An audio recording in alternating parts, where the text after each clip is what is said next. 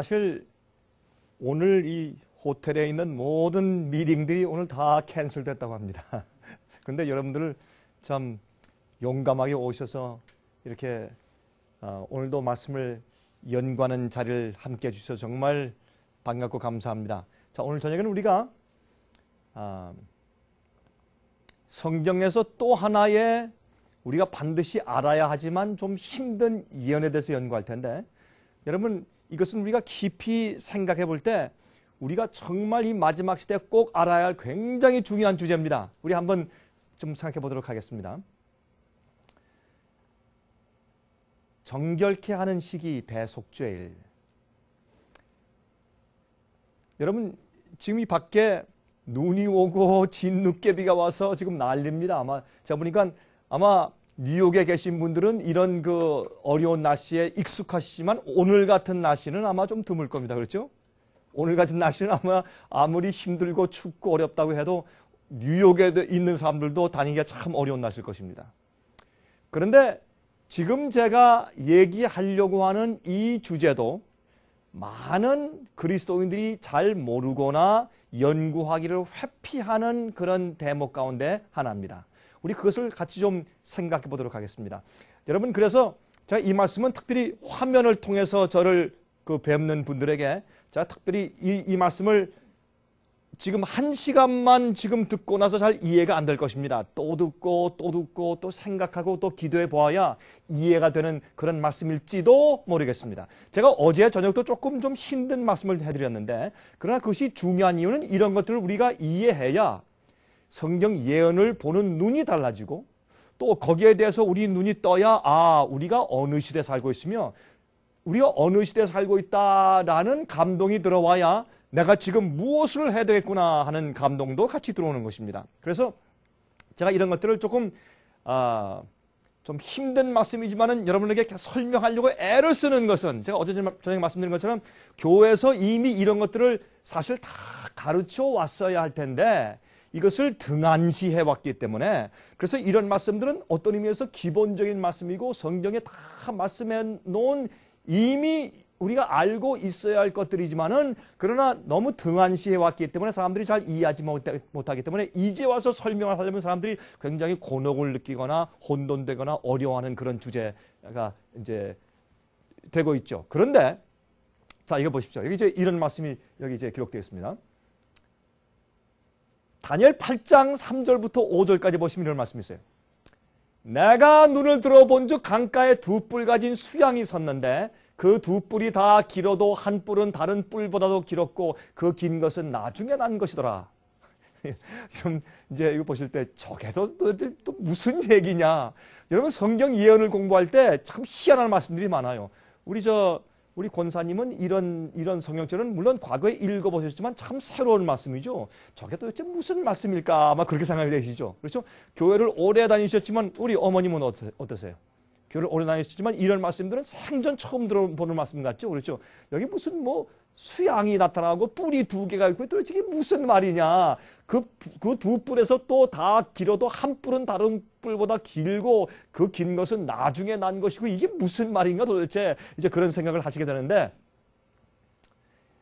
제가 다시 강조하지만 교회에서 뭘만 먹였어요? 우유만 먹였어요. 그래서 응애 그렇게 하는 그 어린 아기처럼 우리가 지냈기 때문에 우유만 먹였기 때문에 우리가 이 딱딱한 음식물을 씹어 먹을 수 없게 되어버렸습니다. 그건 무슨 말이냐면 성경 말씀에 깊이가 없고 성경 말씀에 있는 예언과 복음과 교리와 이런 것들이 내 생애와 내 마음 가운데 아주 완전히 자리할 때 그때 내 신앙이 흔들리잖아요. 인침받는 것은 뭐냐면 우리가 진리 안에 딱 고착되는 것이에요.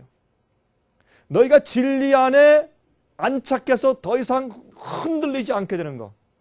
이 닻을 내리는 거. 여러분 이 풍랑이 이는 바다에서 피해 와서 어떻게 해요? 항구 가까이 와서 배들이 어떻게 해요? 거기에 닻을 내립니다. 닻을 내리면 닻은 뭐합니까? 그 바닷속에 있는 큰 돌 같은 반석에 딱 걸어가지고 아무리 위에 풍랑이 쳐도 그 배가 흔들리긴 해도 떠내려가질 않아요. 그래서 우리가 성경의 말씀과 진리와 예언을 똑바로 알지 않습니까? 그러면 우리가 절대로 떠내려갈 수 없어요. 왜 그리스도인들이 어려운 일이 생기면 하나님이 나를 돌보시지 않는 모양이다 하고 낙심하고, 또 시련과 어려움이 오고 핍박이 오고 또한 우리가 외롭게 되면 어떤 생각을 합니까? 아이고, 내가 꼭 이렇게 살 필요가 있는가? 주님께서 정말 날 꼭 이렇게 살게 하시는 것인가?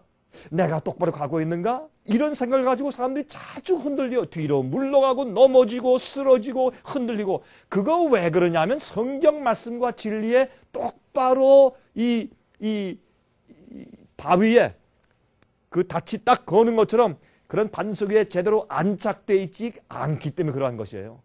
그래서 우리가 이런 딱딱한 얘기는 여러분께서 처음 들으시더라도 이게 무슨 말인가 해도 잘 씹어서 보시면 이런 것들이 나중에 두고 우리에게 영생의 말씀이 되고 생명의 떡이 되고, 우리에게 계속 씹으면 어떻게 해요? 점점 그 말씀의 뜻이 우러나오고, 예, 우리에게 활력을 주고 그런 것이에요. 그런데 우유를 주면, 우유는 쭉쭉 마시면 처음에 맛있지만 한번 마시고 하고 나면 금방 꺼져버리죠. 그런데 딱딱한 음식을 먹으면 씹을 때 어떻게 해요? 씹는 맛도 있고 씹고 나서 속이 든든하고 오래 가죠. 마찬가지예요. 그래서 우리가 이 딱딱한 그런 성의 음식들을 먹어야 우리의 이제 이 그리스도인 생활 가운데서 오래오래 남아서 우리에게 활력을 주고 힘을 주고 용기를 주고, 아, 그렇다, 주의 말씀은 변치 않지, 주의 말씀을 이렇게 성취됐지, 이제 그런 활력을 우리 마음 가운데, 우리 생활 가운데 주게 되는 것입니다. 제가 쭉 읽은 다음에 어차피 제가 한 절 한 절 읽으면서 설명드리면 조금 어려우니까 제가 쭉 읽은 다음에 그림을 보여드리면서 설명을 드릴게요. 그림을 보여드리면서. 하나님께서는 그림으로, 만화처럼 그림으로 우리에게 예언 설명을 많이 해주셨어요. 보세요. 내가 본즉 그 수양이 서와 북과 남을 향하여 받으나 그것을 당할 짐승이 하나도 없고, 거기 수양이 서쪽과 남쪽과 북쪽을 향해서 막 들이받으면서 혼자 뛰어다녀요. 그 손에서 능히 구할 리가 절대로 없으므로 그것이 임의로 행하고 스스로 강대하더라. 내가 생각할 때 한 수염소가, 수양이 뭐 양, 수컷 양이 나타나는데 뿔이 2개 있는 게 나타났어요. 그런데 이번엔 염소가 나타나는데 서편에서부터 와서, 서쪽에서 왔어요. 온 지면에 두루 다니되 땅에 닿지 아니하며 그 염소 2눈 사이에는 현저한 뿔이 하나 있어요. 뿔이 어떻게 해요? 염소인데 이 가운데에 뿔이 나 있어요. 여러분, 염소는 그런 염소가 없죠. 이게 상징적인 그림이에요. 이 염소의 눈 사이 여기 큰 뿔이 하나, 이렇게 큰 뿔이 나 있어요. 이렇게 지금 설명하는데 도대체 이게 하나님께서 무엇을 말씀하려고 하시는 것인가? 자, 성경 말씀 가운데 버릴 게 있습니까? 없습니까? 성경 말씀 가운데 버릴 게 하나도 없어요. 모든 말씀은 영광의 말씀이에요. 하나도 버릴 게 없어요. 그게 다 의미가 있고 뜻이 있는데, 하나님께서 다니엘 8장에 이런 말씀을 주신 데는 의미가 있지 않겠어요? 이게 도대체 무슨 말씀이냐 말이에요. 계속 읽어봅시다. 그것이 2뿔 가진 수양 곧 내가 본 바 강가에 섰던 양에게로 나아가되 분노한 힘으로 그것으로 달려가더니, 수양이, 예? 수양이 내가 본 바 강가에 섰던 이 양에게로 나가는데, 내가 먼저 그것이 수양에게로 가까이 나가서는, 이게 수양이, 요게 잘못됐어요. 수염소예요. 요거 좀 바꿔야 되겠네. 어떻게 수양되냐면, 수염소가 이 양에게 달려가는데 그 수양에게로 가까이 나가서는 더욱 성내어 그 수양을 쳐서 그 2뿔을 꺾으나 수양에게는 그것을 대적할 힘이 없으므로 그것이 수양을 땅에 엎드러뜨리고 짓밟았으나 능히 수양을 그 손에서 벗어나게 할 리가 없었더라. 그러니까 우리가 지금 보니까 뭐냐면 수양이 있고 수염소가 있어요. 제일 먼저 생긴 건 수양이고 두 번째는 수염소가 일어났는데, 수염소가 수양을 들이받아서 쳐버리는 것이에요. 이게 도대체 무슨 얘기냐 보십시다. 또 계속해서 수염소가 그 다음에 스스로 심히 강대하여 가더니 강성할 때 그 큰 뿔이 꺾이고 그 대신에 현저한 뿔 넷이 하늘 사방을 향하여 났더라. 수염소의 가운데 눈 사이 큰 뿔이 하나 있었는데 그게 꺾여버리니까, 그래서 갑자기 수염소의 대신해서 뿔 넷이 났어요. 그러니까 하나님께서 이것을 통해서 뭔가 우리에게 상징적으로 좀 설명해 주시려고 하는 것이에요. 네 뿔이 났어요. 근데 그 중에 한 뿔에서, 네 뿔 가운데서 그 중에 한 뿔에서 또 작은 뿔 하나가 나는데 남편과 동편과 또 영화로운 땅을 향하여 심히 커지더니, 여러분 영화로운 땅이 성경에서 어디예요? 영화로운 땅이다. 예? 그건 예루살렘이 있는 유대 땅을 말하는 것이에요. 그 영화로운 땅이라고 성경은 설명하고 있어요. 자, 근데 우리가 성경에서 동서남북할 때, 특별히 구약에서 동쪽, 서쪽, 남쪽 이렇게 말할 때, 그때 어디를 중심으로 해서 방향을 잡아요? 어디를 중심으로 해서? 예루살렘을 중심으로 해서. 예루살렘을 중심으로 해서 북쪽, 남쪽, 동쪽, 서쪽 이렇게 방향을 잡는 것입니다. 그러니까 지금 보니까 예루살렘을 중심으로 해서 이제 보는데 거기에 어떻게 해요? 수염소가 서쪽에서부터 왔다. 그러니까 팔레스타인, 유대 지방 있는 데서부터 저쪽 서쪽에 있는 데서부터 생기는 세력이란 말이에요. 성경에서 짐승은 나라나 왕 세력을 상징하고 뿔도 나라나 왕이나 세력을 상징하기 때문에 이렇게 보시면 돼요. 이거는 세상에서 일어날 제국들과 나라들과 왕들을 말하는 것이구나. 그렇게 이해하시면 되겠어요. 자, 그런데 이 작은 뿔 하나가 말이죠. 그것이 하늘 군대에 미칠 만큼 커져서 하나님과 거의 비길 정도로 커지더니 그 군대와 하늘의 군대와 별 중에 몇을 땅에 떨어뜨리고 그것을 짓밟고 하나님의 종을 땅에 떨어뜨려서 죽이고 짓밟아버리고 또 스스로 높아져서 군대의 주제를 대적하며 하늘의 군대의 주제가 누구예요? 예수님이에요. 예수님과 대적해서 싸우고 그에게 매일 드리는 제사를 제하여 버렸고 그의 성소를 헐었으며 하나님께서 사람을 어떻게 구원하시는가 하는 성소, 복음과 구원의 방법 이런 것을 막 회파해버리고 하는 아주 엄청난 그런 일을 행해요.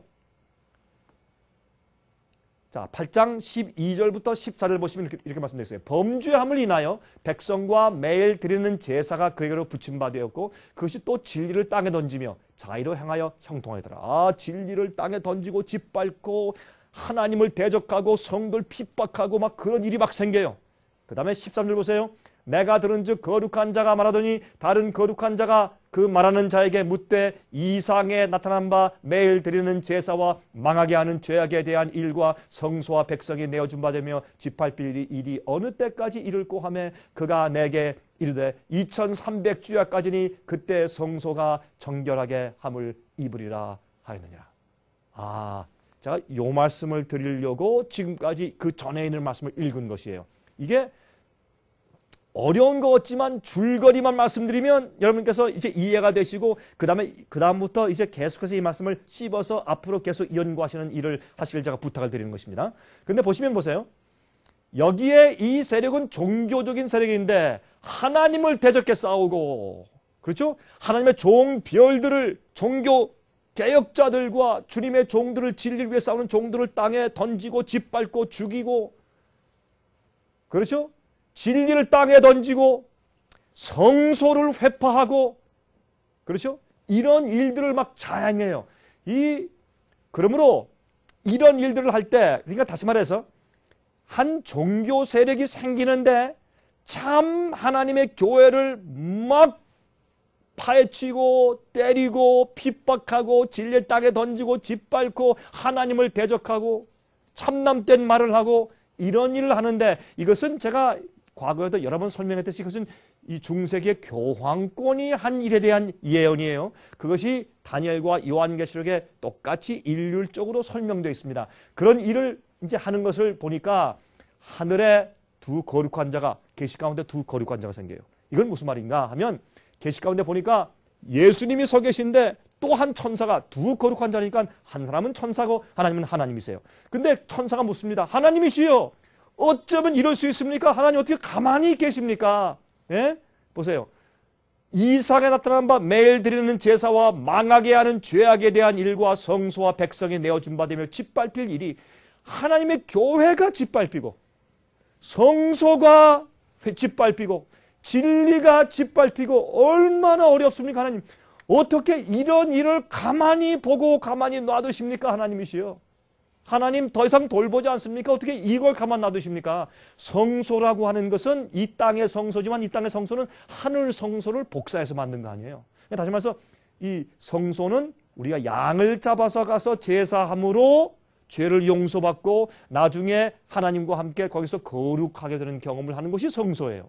그러면 그것은 하나님께서 우리 인간을 구원하기 위해서 역사하시는 구속의 계획을 말하는 것이거든요. 근데 그것을 자기 마음대로 바꿔요. 성소를 다 짓밟아버려요. 백성들을 마치 교회 참 백성들이 그 교황권에게 내어준 바 되어서 교황권이 마음대로 짓밟고 마음대로 하는 것처럼 그렇게 보여요. 그때 천사가 오죽 답답하면 하나님 의의가 있습니다.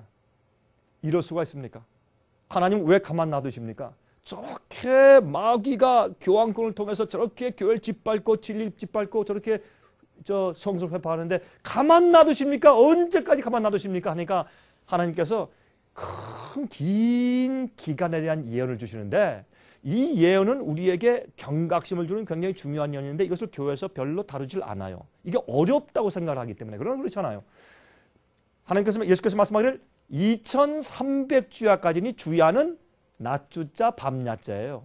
어려울 게 없어요. 2300일까지니 그때 성소가 정결하게 함을 입을 것이라. 그 말은 뭐냐? 제가 좀 여러분께 질문해 볼게요. 성소가 정결케 된 날이 하루 있었어요. 성소제도에서. 성소제도 기억하시죠? 제일 처음에 들어가면 뭐라 그랬어요? 성소 제일 처음에 번제단 있는 곳이 뭐라 그랬어요? 성소뜰. 그렇죠? 성소뜰은 그 죄인이 양을 데리고 가서 양 위에 손을 얹고 고백할 때 자기 죄가 양에게 전가되는 것은 우리 죄가 회개할 때 예수님께 전가되는 것을 상징하고 그 양을 죽여서 번제단에 태우죠. 속죄 제물도 있고 번제제도 있고 화목제도 있고 속건제도 있고 그렇죠? 그렇게 해서 이제 제사 드리는 것은 그 번제단은 예수님께서 우리 죄를 위해서 속죄 제물로 돌아가신 것을 상징해요. 성소들이에요. 그 다음에 예수님께서 부활하고 성천에서 하늘에 올라가서 하늘의 성소로 들어가셨다고 히브리서는 설명해요. 그러면 성소에 들어가서 우리 믿는 자들의 죄를 용서하시면서 믿는 자들이 나올 때 주님께서 속죄의 피를 흘리신 것을 그들에게 적용시켜서 죄를 용서하시고 구원하시는 중보사업을 행하고 계시는데 하늘에서 중보사업은 꼭 우리의 속죄를 이루시고 우리의 죄를 용서하시고 구원하시는 그것만 행하시는 것보다 중보사업은 그 사람의 죄를 용서해 주면 예를 들어서 여러분들의 죄를 용서해 주시면 그 죄를 용서해 주시는 목적이 어디 있어요? 그 죄를 그대로 계속해서 짓고 살아라. 그래서 죄를 용서해 주시는 것이에요? 아니죠. 하나님께서 우리를 용서해 주시는 이유는 가늠한 여인이 왔을 때 예수님 뭐라 했습니까? 나도 너를 정죄치 아니하노니 가서 다시는 죄를 범치 말라. 그러면 용서의 목적은 다시는 우리가 그 죄를 짓지 않을 수 있게 되기 위한 것이 목적이죠. 맞습니까?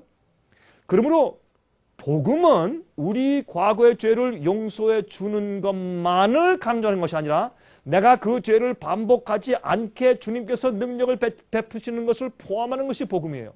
그러므로 여러분 예수님께서 하늘에서 중보사업을 하실 때 우리 과거의 죄를 씻어서 용서해 주시지만 동시에 그 영혼이 거듭나고 주 앞에 굴복하면 주님의 성령의 은혜를 보내서 다시는 그 죄악을 반복하지 않는 능력을 베푸세요.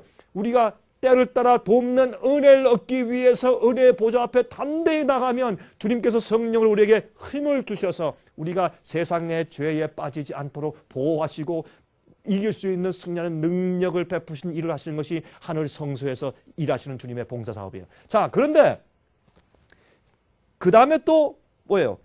그 성소가 있으면 맨 마지막 날, 그걸 무슨 날이라고 불러요? 대속죄일.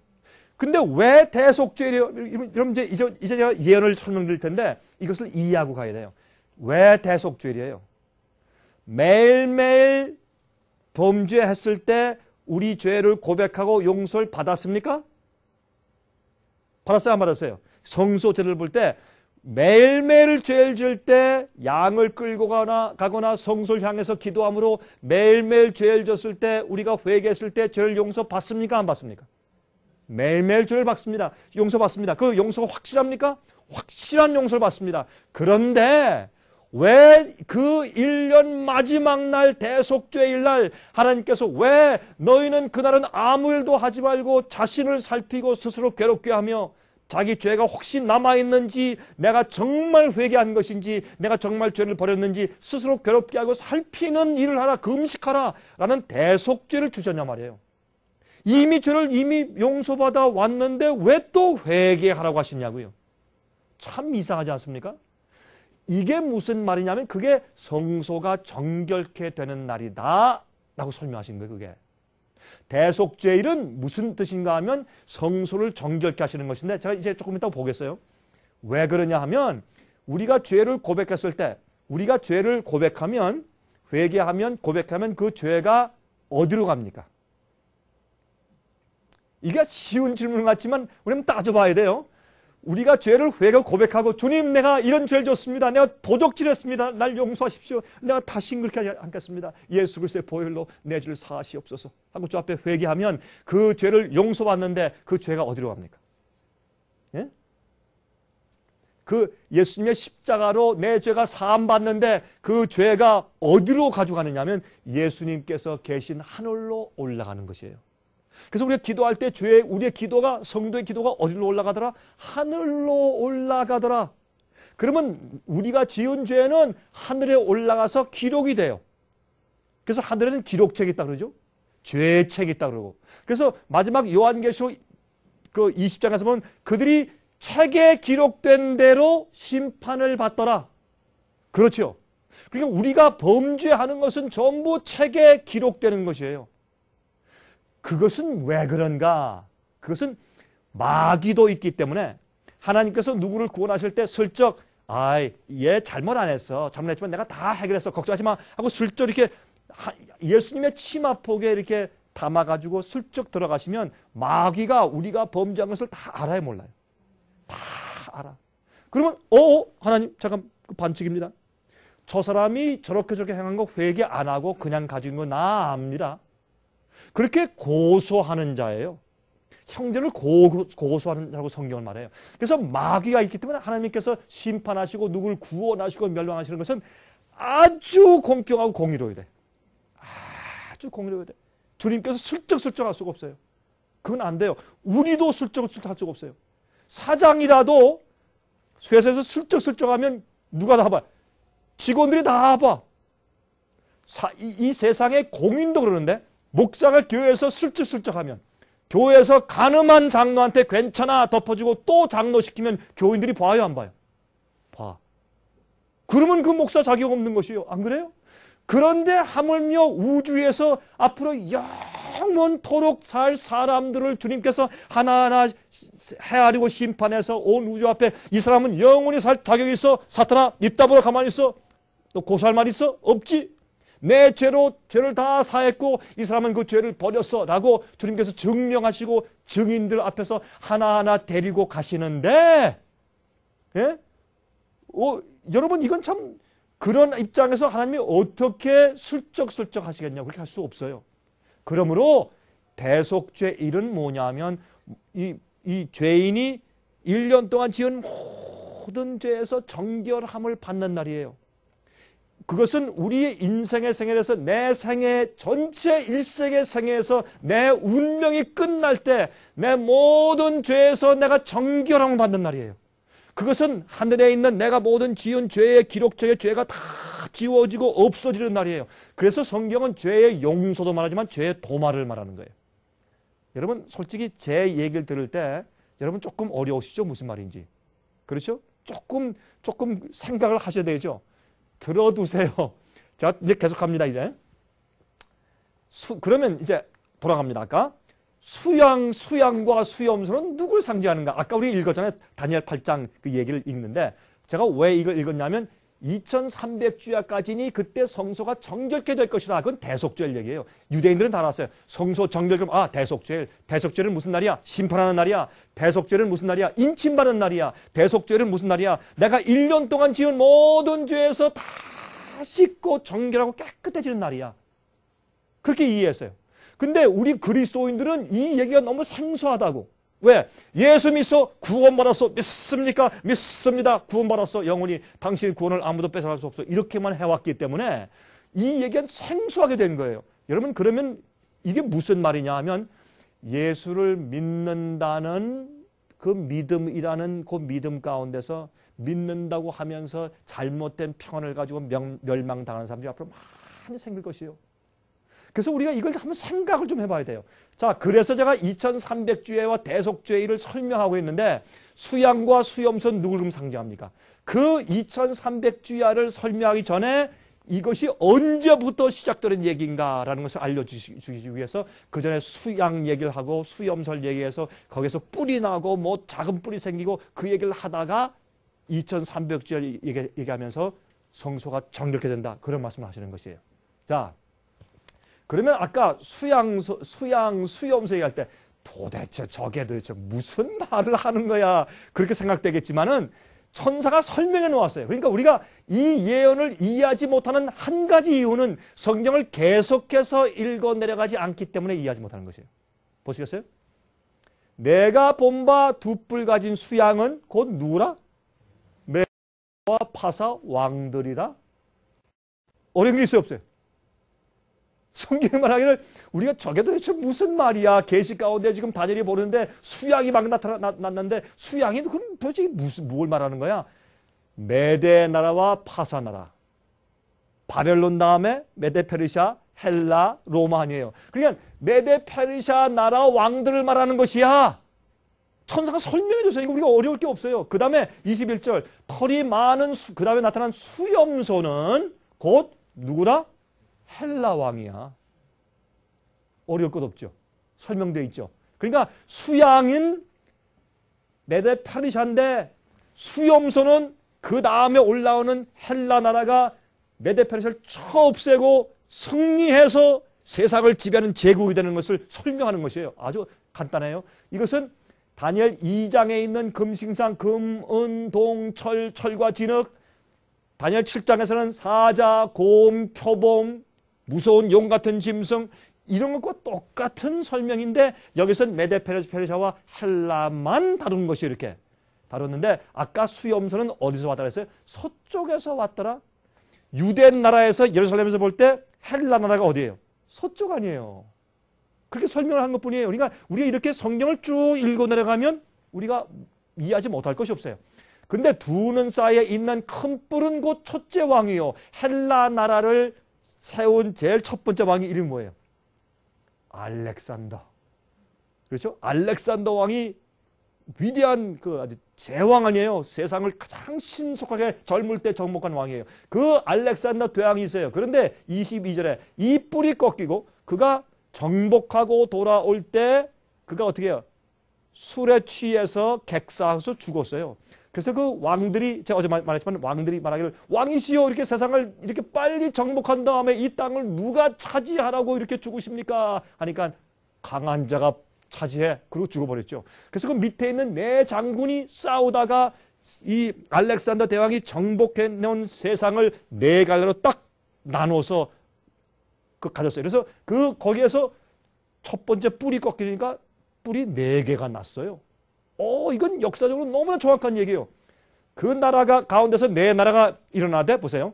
뿔이 꺾이고 그 대신에 네 뿔이 났은즉 그 나라 가운데서 네 나라가 일어나되 그 권세만 못하리라. 네 나라로 갈라지니까 첫 번째 알렉산더 대왕만큼 권세가 없었다 그 말입니다. 이 네 나라 마지막 때, 이제 또 중요한 게 나와요. 이 네 나라 마지막 때 패역자들이 가득할 즈음에 한 왕이 일어나리니 그 얼굴은 엄장하며 괴울에 능하며 그 권세가 강할 것이나 자기의 힘으로 말미암은 것이 아니며 그가 장차 비상하게 파괴를 행하고 자의로 행하여 형통하며 강한 자들과 거룩한 백성을 멸하리라. 다 잊어버려도 여러분 여기 보면 이것은 하나님의 백성들을 쳐서 멸해요. 굉장한 핍박을 하는 백성이에요. 그가 꾀를 베풀어 제 손으로 꾀를 이루고 마음에 스스로 큰 채하며 또 평화한 때 많은 무리를 멸하며 사람들을 죽여요. 평화할 때 이게 무슨 말이에요? 전쟁이 있지 않은데 사람들을 핍박해서 많이 죽여 순교자를 많이 내요. 평화한 때 세상의 나라들 전쟁 때가 아닌데 많은 무리를 멸해요. 많은 주의 백성들을 핍박해서 순교해서 죽여버려요. 중세기 때 교황군이 또 스스로 서서 만왕의 왕을 대적할 것이나 하나님을 대적해요. 아까 그 말씀 그 전에 있었죠. 그가 사람의 손을 말미암지 않고 깨어질 것이라 하나님이 앞으로 그를 멸망시킬 것이에요. 이미 말한 바 주야에 대한 이상이 확실하니 2300주야에 대한 그 계시가 확실한 거야. 너는 그 이상을 간수하라. 이는 여러 날 후의 일임이니라. 너는 지금 모른다. 내 이후에 여러 날 이후에 한참 후에 있는 일이야. 그래서 세상의 말세까지를 포함하는 마지막에 있는 이루어질 예언이야 라고 설명하는 것을 우리가 들을 수 있어요. 자, 이제부터 이제 이렇게 보니까 좀 지루하죠. 아이고, 도대체 무슨 말이야, 힘들다. 이젠 제가 만화로 주님께서 보여주신 그림을 가지고 설명할게요. 계시 가운데 다니엘이 보니까 수양과 수염소가 있는데 수염소가 수양한테 달려가요. 이것은 메데 페르시아 나라를 쳐서 정복하는 헬라 나라의 모습을 상징한 것이에요. 이 뿔이 하나 나 있는 것은 알렉산더 대왕이에요. 그런데 수양이 제일 먼저 세상을 정복했는데 나중에 수염소가 가가지고 수양을 이겨버려요. 메데 페르시아 나라를 이겨버리는 것을 이렇게 설명했는데 이미 천사가 설명했으니까 제 말이 맞잖아요. 그렇죠? 그 다음에 보십시다. 그런데 나중에 수염소가 메데페르시아 수양을 이긴 다음에 이 수염소 이 헬라 나라에서 어떻게 해요? 뿔이 4개가 났어요. 그것만 잠깐 보여드리면 이거예요. 원래 여기에 있는 것은 이게 팔레스타인이에요. 이스라엘. 요르단이 있어요. 시리아가 있어요. 이란, 터키. 이건 현대 지금 중동 지방 지금 현대 지도예요. 그게 옛날엔 어땠는가 이랬어요. 바벨론이 이렇게 돼 있었고 메데, 페르시아, 그렇죠? 이게 사우디아라비아예요. 이게 애굽의 에집트예요. 시내 반도가 이거 이게 지중해예요.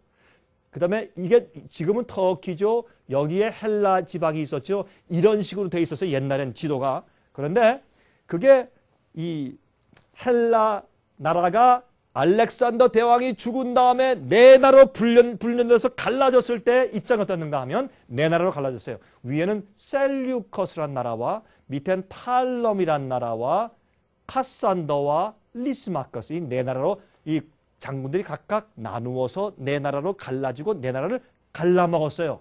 그런데 보세요. 이 네 뿔 가운데서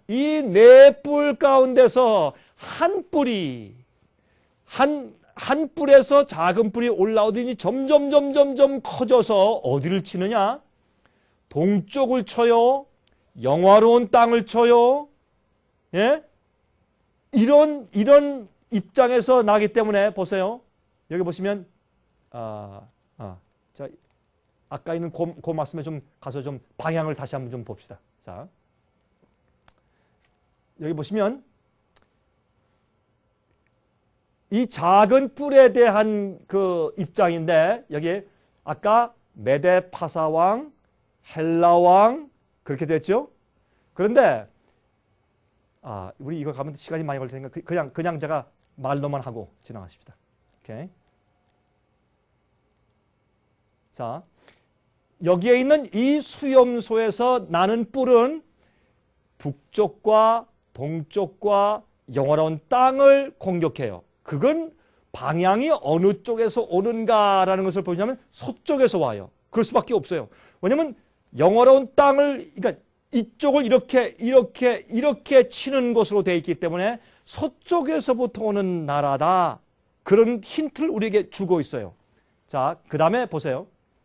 범죄함을 인하여 백성과 매일 드리는 제사가 그에게 붙임 바 되었고 그것이 또 진리를 땅에 던지며 자유로 형통했더라. 그러므로 이 일이 언제까지 있을 것이며 이게 언제까지 성소를 짓밟는 일이 있을 것입니까? 하니까 2300주야까지야 그랬단 말이에요. 그러니까 이 세력이 어디서 오는 세력이냐면 서쪽에서부터 오는 세력인데 그것은 이쪽 카산더 지방에서 아까 헬라 나라가 네 나라로 갈라졌죠. 갈라진 나라에서 맨 왼쪽 서쪽에서 있던 나라에서부터 온다라고 되어 있기 때문에 이것은 헬라와 이태리, 로마 이쪽 방향에서부터 오는 것이라고 성경이 우리한테 힌트를 주고 있단 말이에요. 그러므로 이제부터 이제 보겠습니다. 그러면 성경에서 2300주야 그러면 제일 긴 예언이에요. 이제부터 좀 잘 들어보세요. 이게 이런 예언이 여러분 처음 들어보시죠? 처음 듣는 분들이 계실지도 모르겠습니다. 한번 들어보세요.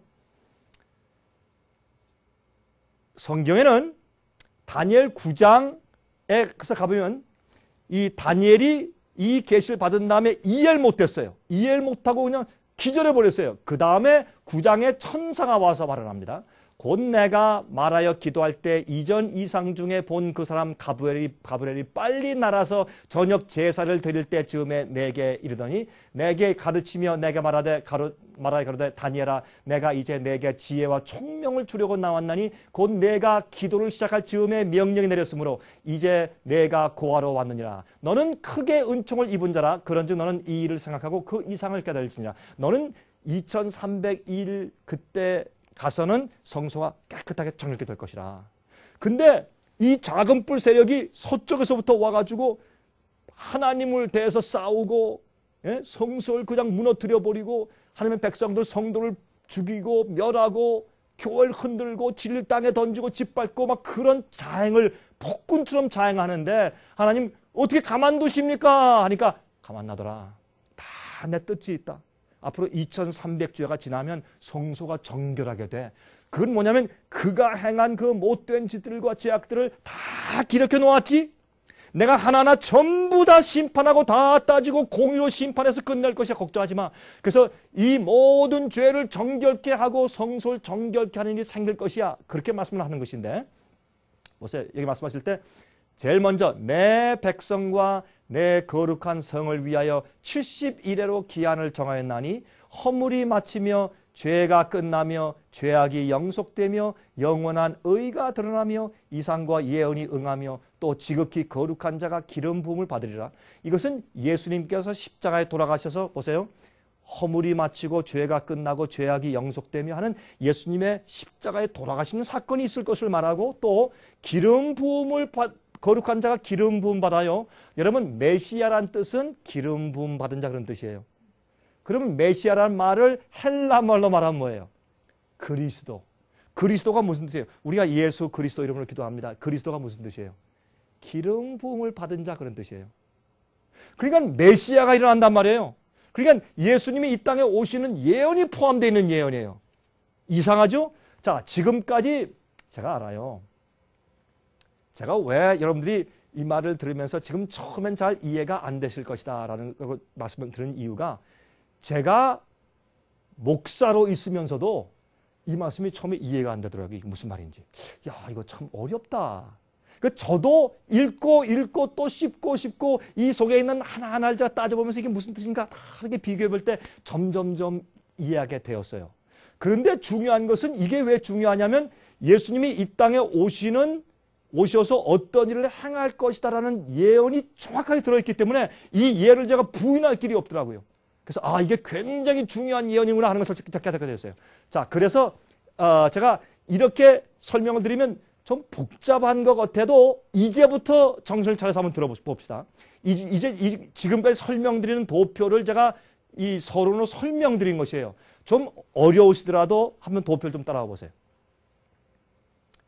내가 다니엘아 내 백성과 내 거룩한 성을 위해서 71회로 기한을 정했다.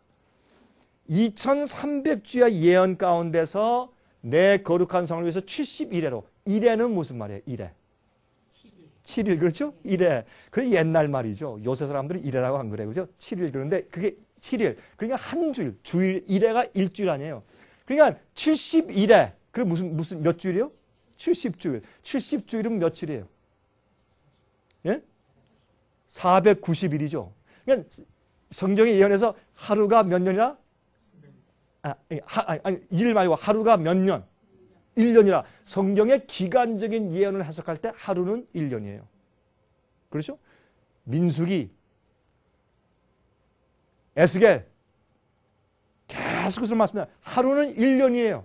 그러므로 이 하루는 1년이라는 성경의 기간을 해석하는 그런 원칙하에서 70주일은 490년이에요. 다니엘아 2300주의 예언이 있지. 그 첫째 부분을 내가 먼저 딱 떼어낸다. 빵이 있으면 긴 빵이 있으면 어떻게 너 먼저 먹을까? 줄까? 그래. 제일 첫 번째 조각을 딱 잘라내서 이건 내 거다 하고 주면은 그거를 성경의 그 히브리 말로는 샤닥 그래요. 샤닥은 어느 긴 부분에서 잘라서 내었다 그런 뜻이에요. 그러니까 2300주 예언 그거 넌 지금 이해를 못했지? 내가 하나님께서 네가 기도할 때 하나님께서 너한테 설명해 주라고 날 보내셨다. 내가 그래서 와서 설명해 준다. 그런데 제일 먼저 그 예언 시작에 제일 먼저 무엇인 줄 아느냐?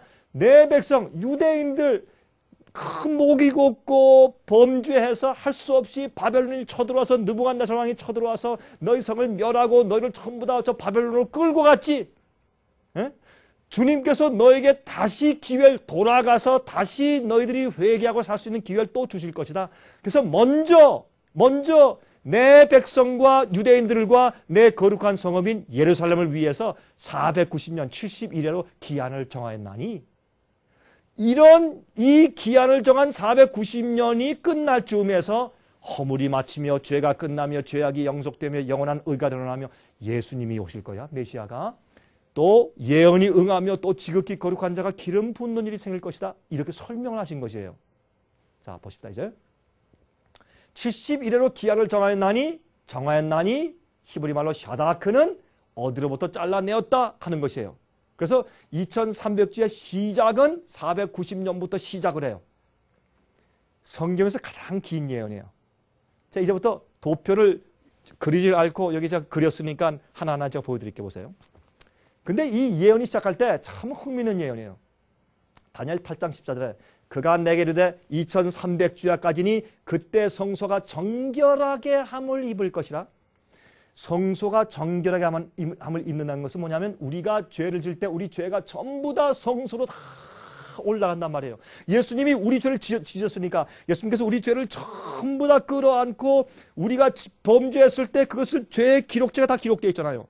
그러면 예수님께서 그 죄를 하나하나 우리의 회개에 따라서 용서해 주세요. 용서해 주시는데 우리가 그 죄를 보세요. 우리가 죄를 질 때 만약에 우리가 몰래 조그만 거지만 훔쳤어요. 회개했어요.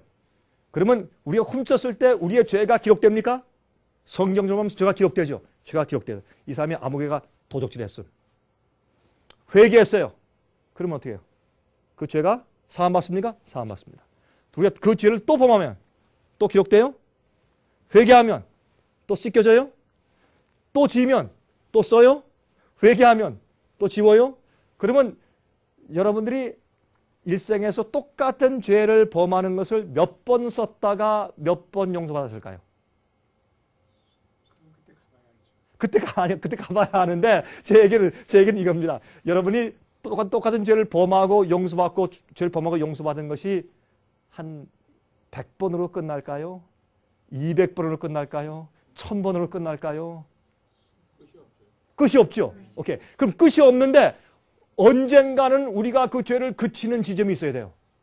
그런데 그건 우리가 내일 공부하려고 내일은 제가 누구나 이해할 수 있게 쉬운 말씀, 누구나 이해할 수 있는 쉬운 복음과 우리 구원의 문제를 내일 설명드리겠습니다. 내일은 오늘은 좀 긴장되시고 좀 스트레스 받으시죠. 야, 저거 계산도 해야 되고 저게 무슨 말인가. 그런데 내일은 쉽게 편하게 들을 수 있는 말씀을 제가 드리겠어요. 그럼 오늘까지 어제는 좀 힘들었지만 오늘은 조금 더 힘들지 몰라요.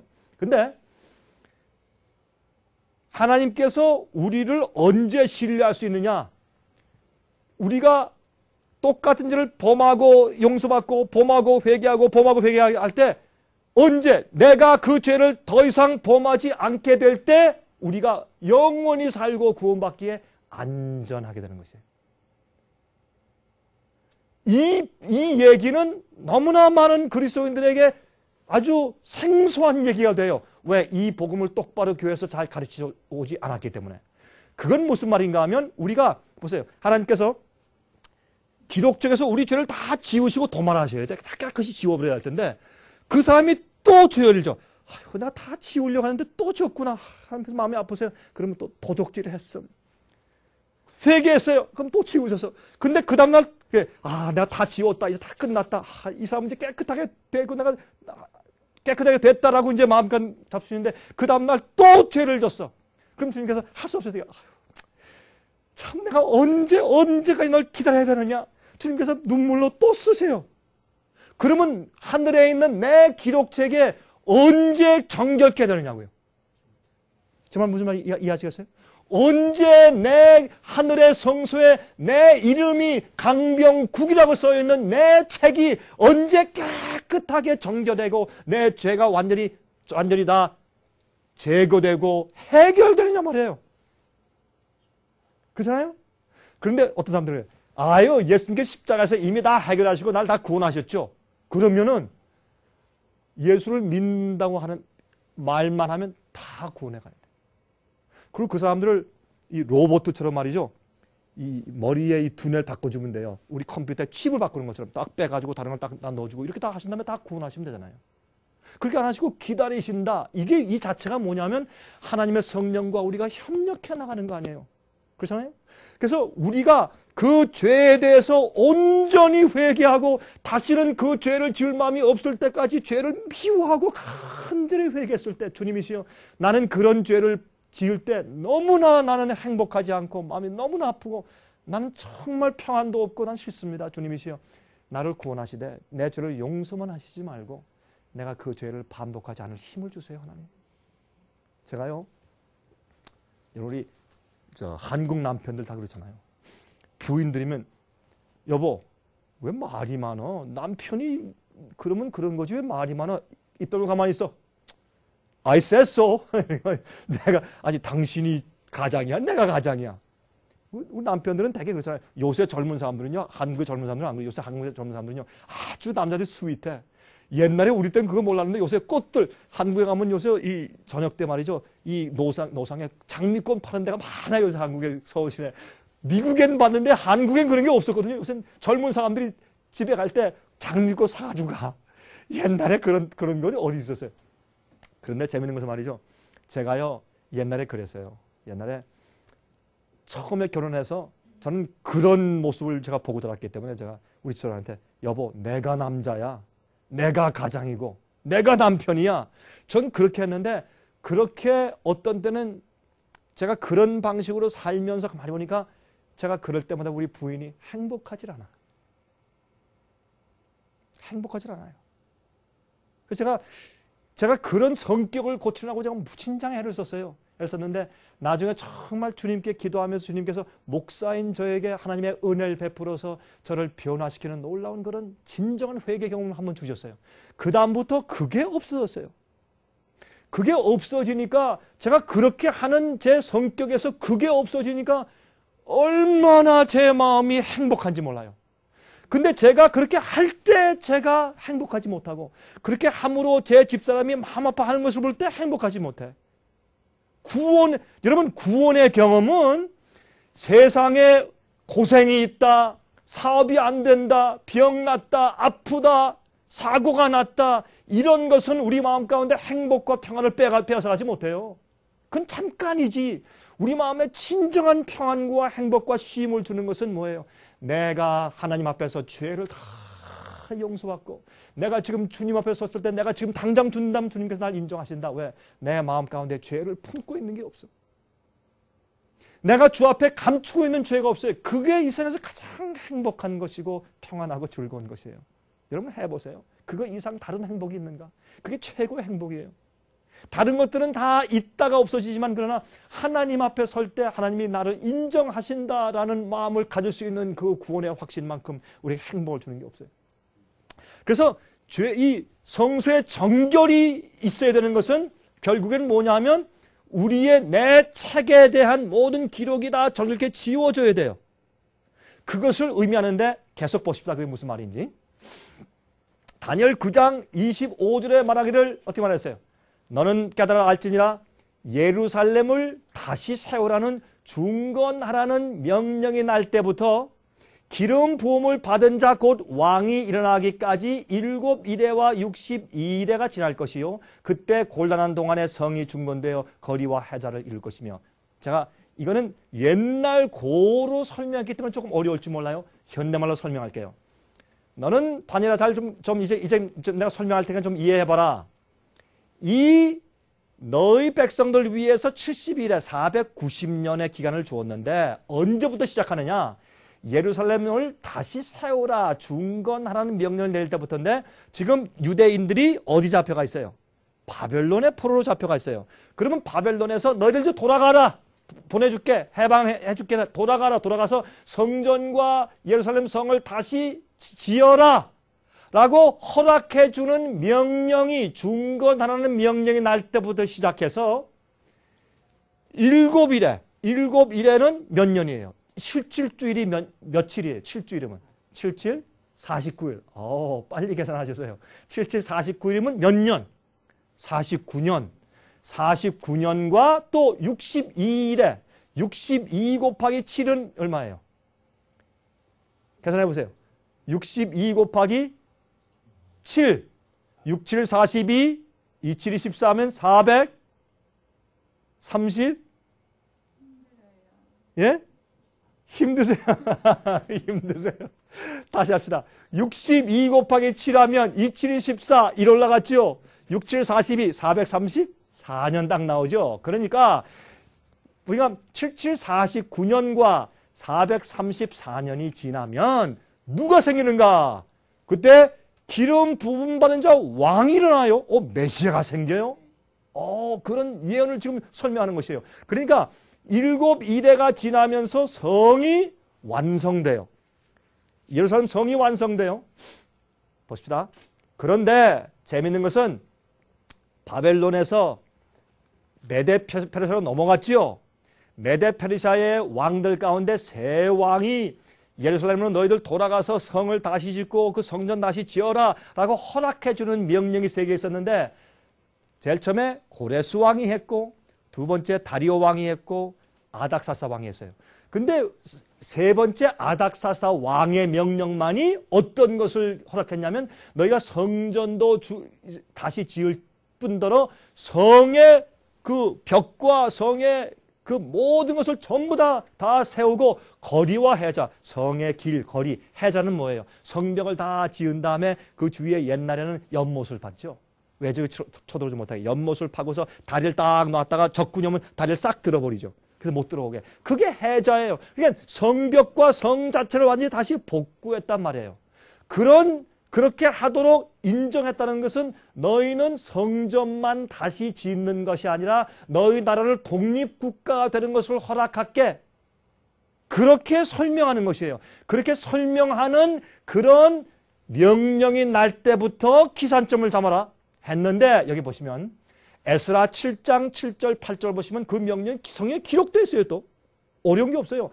아닥사스다 왕 7년에 페르시아 왕의 아닥사스다 왕 7년에 이스라엘 자손과 제사장들과 레위 사람들과 노래하는 자들과 문지기들과 느디님 사람들 중에 몇 사람이 예루살렘으로 올라올 때 이 에스라가 올라왔으니 왕의 7년 5월이라 아닥사스다 왕 7년 5월에 그 명령을 받고 기뻐서 그들이 찬송을 부르면서 제사장들과 함께 예루살렘으로 다시 올라가서 예루살렘 성전을 다시 건축하고 수리하는 일을 고레스 왕과 다리오 왕 때 했지만은 가서 제대로 못했어요.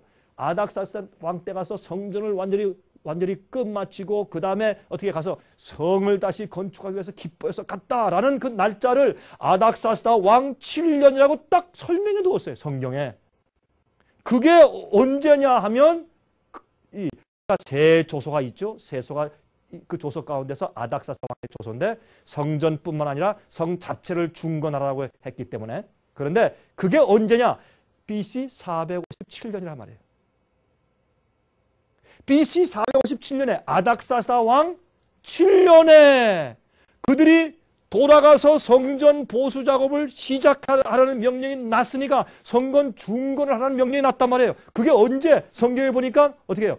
BC 450 서기 전 457년부터라고 성경에 대답을 줬단 말이에요. 그럼 이때부터 뭘 계산해야 될까요? 우리가 하루를 1년이라고 계산하는 법칙에 따라서 하나하나 계산해 나가 봅시다. 그러면 내 백성을 위해서 거룩한 성을 위해서 70일으로 기한을 정해 주었어. 70줄 490년 기간을 주었다. 너희 백성들. 그건 뭐냐? 너희가 그렇게 목이 곱고 내가 도와주고 은혜를 베풀었는데 너희들이 너무나 패역해서 할 수 없이 바벨론이 와서 너희를 치고 너희가 다 포로로 잡혀갔지 않느냐? 내가 너희에게 다시 은혜의 기간을 베푼다. 그런데 얼마 동안 490년만 주겠다. 490년 지난 다음에 그때도 너희를 회개 안 하면 그때 너희는 더 이상 택함받은 선택된 민족이 더 이상 아니다. 그래서 이 다니엘의 백성들에게 490년의 은혜의 기간을 주셨다 그 말이에요. 그렇죠? 그런데 BC 457년부터 계산하면 AD 34년이 나와요. 요 490년 동안 하나님께서 다니엘 너의 백성들 유대인들을 위해서 내가 새로운 은혜 기간을 내가 베풀어 줬다. 이렇게 설명하시는 것이에요. 그런데 여러분 계산하시면 여기에서 이제 490년을 계산해 나가면 왜 490년인가? 여기에 7주일, 62주일, 또 마지막 한 주 이렇게 돼요. 예? 그러니까 아까 물어보신 것이잖아요. 전 3년 반, 후 3년 반. 이게 여기 붙은 마지막 한 주일 된 예언이에요. 이제 들어보시면. 그런데 여기에서 BC 457년에서 이 화면을 보시는 분들도 한번 계산해 보세요. BC 457년부터 490년을 계산하면 AD 33년이 나와요. 왜 33년이 34년이 돼야 되는데 34년 때는 스데반을 그들이 돌로 쳐 죽였어요. 그래가지고 그들의 은혜문을 이스라엘 유대인들이 닫아버렸어요. 그런데 AD 34년이 될 텐데 왜 그러면 1년이 빠지는가 하면 서기에서 그 전에서 서기 후로 넘어갈 때 BC에서 AD로 넘어갈 때 BC 4년, BC 3년, BC 2년, BC 1년 그 다음에 이렇게 AD로 넘어가죠. 그렇죠? 넘어가는데 계산상으로는 BC 5년, BC 4년, BC 3년, BC 2년, BC 1년 그 다음에 AD 1년 이렇게 계산해요. 역사에서. 근데 그거는 수학적으로 이렇게 계산할 때는 문제가 있는 게 0년이 있어야 돼, 0년. 근데 우리가 계산할 때 0년이 역사에 있어요, 없어요?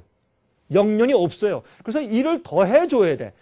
서기 전에서 오다가 주후 AD로 넘어가는 역사를 계산하려면 5, 4, 3, 2, 1, 그 다음에 0에 왔다가 1, 2, 3, 4 이렇게 가게 계산해야지 그 수학적인 계산이 맞기 때문에 역사에서는 그런 0년이 필요 없으니까 0년을 계산 안 하고 BC 1년에서 AD 1년으로 점프해 버렸기 때문에 1년을 계산해 줘야 돼요. 제가요, 처음에 이제 목사,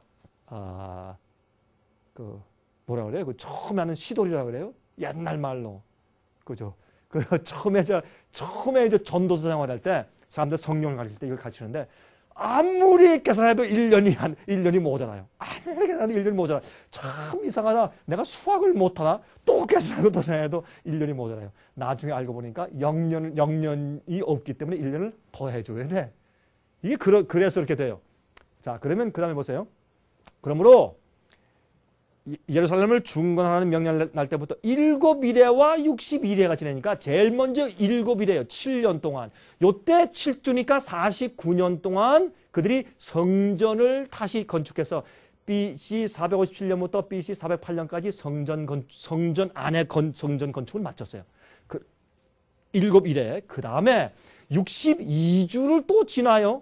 성전 건축을 마치는 것은 7주 지나니까 성전을 다시 예루살렘은 다시 건축해 중건하고 보낸 그 조소 때부터 49년을 지나면 성전 건축은 끝나고 그때부터 62주를 또 지나면 434년을 지나면 몇 년도가 돼요? AD 27년도가 돼. 그때 되면 누가 일어나요? 곧 왕이 일어나는데 기름 부음을 받은 자 왕이 일어난단 말이에요. 이게 그런 뜻이에요.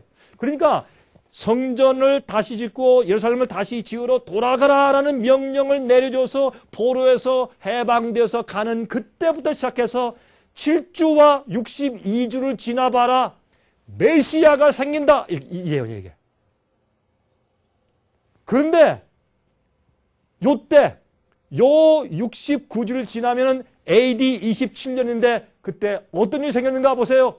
메시아의 뜻은 그리스도 기름 부음을 받은 자 그런 뜻인데 누가복음 3장 1절부터 3절까지 보시면 디베리오 가이사가 위에 있은 지 15해 곧 본디오 빌라도가 유대의 총독으로 헤롯이 갈릴리의 분봉왕으로 그 동생 빌립이 이두레와 드라노기 지방의 분봉왕으로 루사니아가 아빌레네의 분봉왕으로 안나스와 가야바가 대제사장으로 있을 때에 하나님의 말씀이 빈들에서 사가랴의 아들 요한에게 임한지라. 요한이 요단 각 부근 각처에 와서 죄 사함을 얻게 하는 회개의 침례를 전파하니. 잘 보세요. 하나님께서 여기에 이게 쓸데없는 얘기 같은 얘기를 잔뜩 써두었어요. 이건 왜 그러느냐?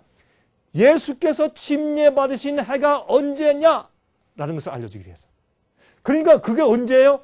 타이베리아, 로마 황제 디베리오 가이사, 시저, 타이베리오가 있던 15해, 디베리오 황제 15년째, 빌라도가 유대 총독으로 있고, 헤롯 그이 갈리의 분봉왕으로 그 동생 빌립이 이렇게 다 이러고, 여기 보세요.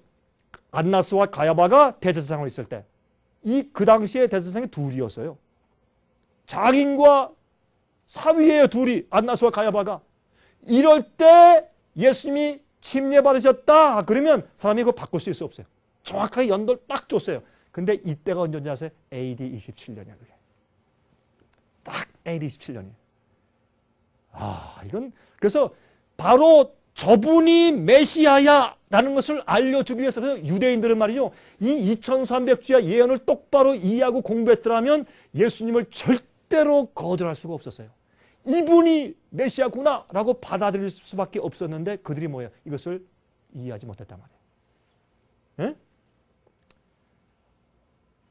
그런데 보세요. 사도행전 10장 37절 38절에 곧 요한이 그 침례를 반포한 후에 갈릴리에서 시작되어 온 유대에 두루 전파된 그것을 너희도 알거니와 하나님이 나사렛 예수에게 성령과 능력을 기름 붓듯 하셨음에 저가 두루 다니시며 착한 일을 행하시고 마귀에게 눌린 모든 자를 고치셨으니 이는 하나님이 함께 하셨습니다. 보세요. 예수님께서 그리스도 되셨어요.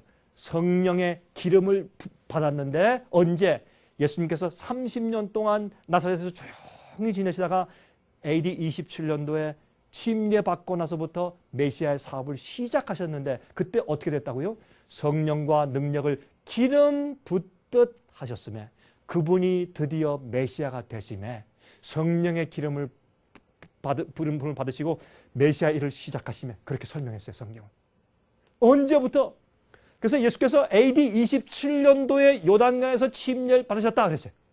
그렇죠? 그 다음에 보세요. 그래서 AD 27년이죠. 그 다음에 60일의 후에 기름 부음을 받은 자가 끊어져 없을 것이요. AD 27년에 기름 부음 받은 그리스도가 그 이후에 끊어져 없어져요. 죽어요. 십자가에 돌아가세요. 그렇죠? 장차 한 왕의 백성이 와서 그 성읍과 성소를 회파하려니와 그것은 언제예요? 예수님 십자가 돌아가신 다음에 얼마 있으면 로마 군대가 와서 예루살렘 성을 또 그때는 와가지고 바벨론이 와서 그들을 포로 잡아갔지만 이제는 한 왕의 백성 로마 군대가 와가지고 어떻게 그 성을 초토화해버리고 그 백성을 다 죽여버렸잖아요. 그러니까 이제 앞으로 장차 한 왕의 백성이 와서 그 성읍과 성소를 회파하려니와 그의 종말은 홍수의 엄몰됨 같을 것이며 또 끝까지 전쟁이 있으니 황폐할 것이 작정되었느니라. 그가 장차 많은 사람으로 더불어 한 일해 동안의 언약을 굳게 정하겠고. 자 보세요. 70주일을 유대인들을 위해서 은혜 기간을 하나님께서 주셨어요. 그들이 바벨론에게 포로 잡혀 갔지만 그들이 그래도 정결함을 받지 못했을 때 나중에 로마가 쳐들어와서 그 유대 나라를 아주 싹을 없애버리고 다 멸망시켜버렸어요. 그렇죠? 그러나 그런 일이 있기 전에 정말 심판이 온다. 이젠 정말 490년을 기회를 더 줄 테니까 이젠 정말 회개하고 메시아가 오면 그를 믿고 정결함을 받아라 했는데 그들이 메시아까지 거절하자 주님께서 어떻게 해요? 완전히 그 나라를 멸망시키시는데 요 490년 예언 가운데서 69주일을 지난 다음에 마지막 한 주 그 사이에 메시아가 끊어져요. 그러므로 60일의 이후에 7주 이후에 또 62주 이후에 기름 부음을 받은 자가 끊어져 없어져요. 십자가에 돌아가세요. 그렇죠? 근데 그가 이때 어떤 일을 하는가 보세요. 그가 장차 예수님이에요. 메시아가 장차 많은 사람으로 더불어 한 일해 동안 마지막 요 한 일에 69주일이니까 70주일 가운데 한 일에 한 주일 남잖아요. 그 마지막 한 일해 동안의 언약을 굳게 정하겠고 그가 그 일에 언제? 절반에 딱 반에 중간에 제사와 예물을 금지할 것이며 여러분 성소 제도에서 제사와 예물을 가져가는 건 뭐예요? 양과 염소를 가져가서 제사를 드리죠. 그렇죠? 그런데 그 일을 이제 없어졌어요. 왜 없어졌어요? 진짜 유월절 양이신 진짜 희생양이신 예수님께서 오셔서 십자가에 돌아가시니까 더 이상 양을 잡는 일이 필요가 없기 때문에 제사와 예물이 끊쳐졌단 말이에요. 언제? 요 490년 동안 유대인들에게 은혜의 시간을 준 그 기간의 맨 마지막 한 주 7년의 절반 딱 중간에 그러면 AD 27년에 예수님이 침례받으셨어요. 그러면 그때부터 7년 남은 그 7년 동안에 딱 중간이니까 언제예요? AD 31년이에요. 예수님이 언제 십자가에 돌아가셨어요? AD 31년에 십자가에 못 박혀 돌아가셨어요. 이건 기가 막힌 예언 아니에요. 그러니까 성경에 이 예언을 그들이 알았다면 어떻게 감히 그들이 메시아를 알아보지 못하거나 예수님을 죽였겠냐 말이에요. 그렇죠? 그래서 예수님의 이 생애가 처음에 딱 나와요. 정확하게. 자, 예수님께서 AD 31년에 십자가에 돌아가셨어요. 정확하게. 그러므로 다시 봅시다. 이스라엘 유대인들에게 마지막 70주일 490년의 기간을 주셨어요. 그 다음에 AD 34년에 마지막에 스데반이 돌에 맞아 순교당했어요. 스데반이 어떻게 했어요? 공회당 앞에서 대제사장이 있고 산헤드린 회원이 있는 공회당 앞에서 어떻게 설교했어요? 너희들 목이 곧은 백성들아 하나님께서 너희에게 선지자를 보내고 이렇게 하고 저렇게 하고 아브라함 때부터 모세 전부 다 말씀을 쭉 설명하면서 너희가 그런데 마지막으로 보내신 하나님의 아들 메시아를 너희가 죽였다라고 이렇게 얘기할 때 그들이 어떻게 이를 갈면서 달려들어서 그들이 돌려 죽였어요. 죽일 때 스데반의 얼굴이 누구의 얼굴처럼?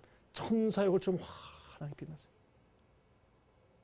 그래서 스데반이 순교당했어요. 그때 하나님께서 더 이상 그 나라와 그 백성들과 그 교회를 통해서 복음을 세상에 전파하는 기관으로 더 이상 쓰실 수가 없어서 이제 할 수 없이 선택받은 백성들을 주님께서 더 이상 그치시고 그 다음은 또 복음이 어디로? 이방인들에게 나갔어요. 그렇죠? 이방인들에게 복음이 전파되기 시작했어요. 스데반을 죽이기 위해서 사람들 총동질하고 돌로 치는 사람들의 옷을 맡아 두었던 사람이 누구예요? 사도 바울 아니에요? 그가 이방인의 사도가 되었어요. 그래서 AD 34년도에 이때부터 복음이 이방인들로부터 나가고 유대인들의 은혜 기간은 끝났어요. 지금 유대인들은 어떤 사람들이에요? 우리와 똑같이 개인적으로 구원받는 것이지 지금 저 이스라엘이 선택된 하나님의 선민들이 더 이상 아니란 말이에요. 아브라함 안에 우리가 예수님 안에서는 다 아브라함 자손되는 것이에요. 우리 교회가 영적 이스라엘 백성 된 것이에요. 자, 그러면 이제 보십시다. 그래서 AD 34년도에 유대 나라의 너희의 거룩한 성과 너희 백성 다니엘의 백성의 은혜 시간이 끝나버렸어요. 그런데 그 다음부터 2300주의 하니까 이걸 왜 계산해 봐야 돼. 오케이? 그러면 AD 34년부터 그러니까 BC 457년부터 2300주야 했으니까 1년이니까 2300년을 계산해 가면은 1844년이 나와요. 오구 참 이상한 얘기가 다 나와요. 그런데 1844년도가 나오는데 2300주의 예언이 쭉 나오는데 그러면 이게 언젠가 1810년이 지나가야 돼. 이때 어떤 일이 일어났는가? 아무 일어나는 게 없어요. 그러면 이게 도대체 우리한테 무슨 말씀을 해주려고 이런 예언을 주신 것이냐? 보세요.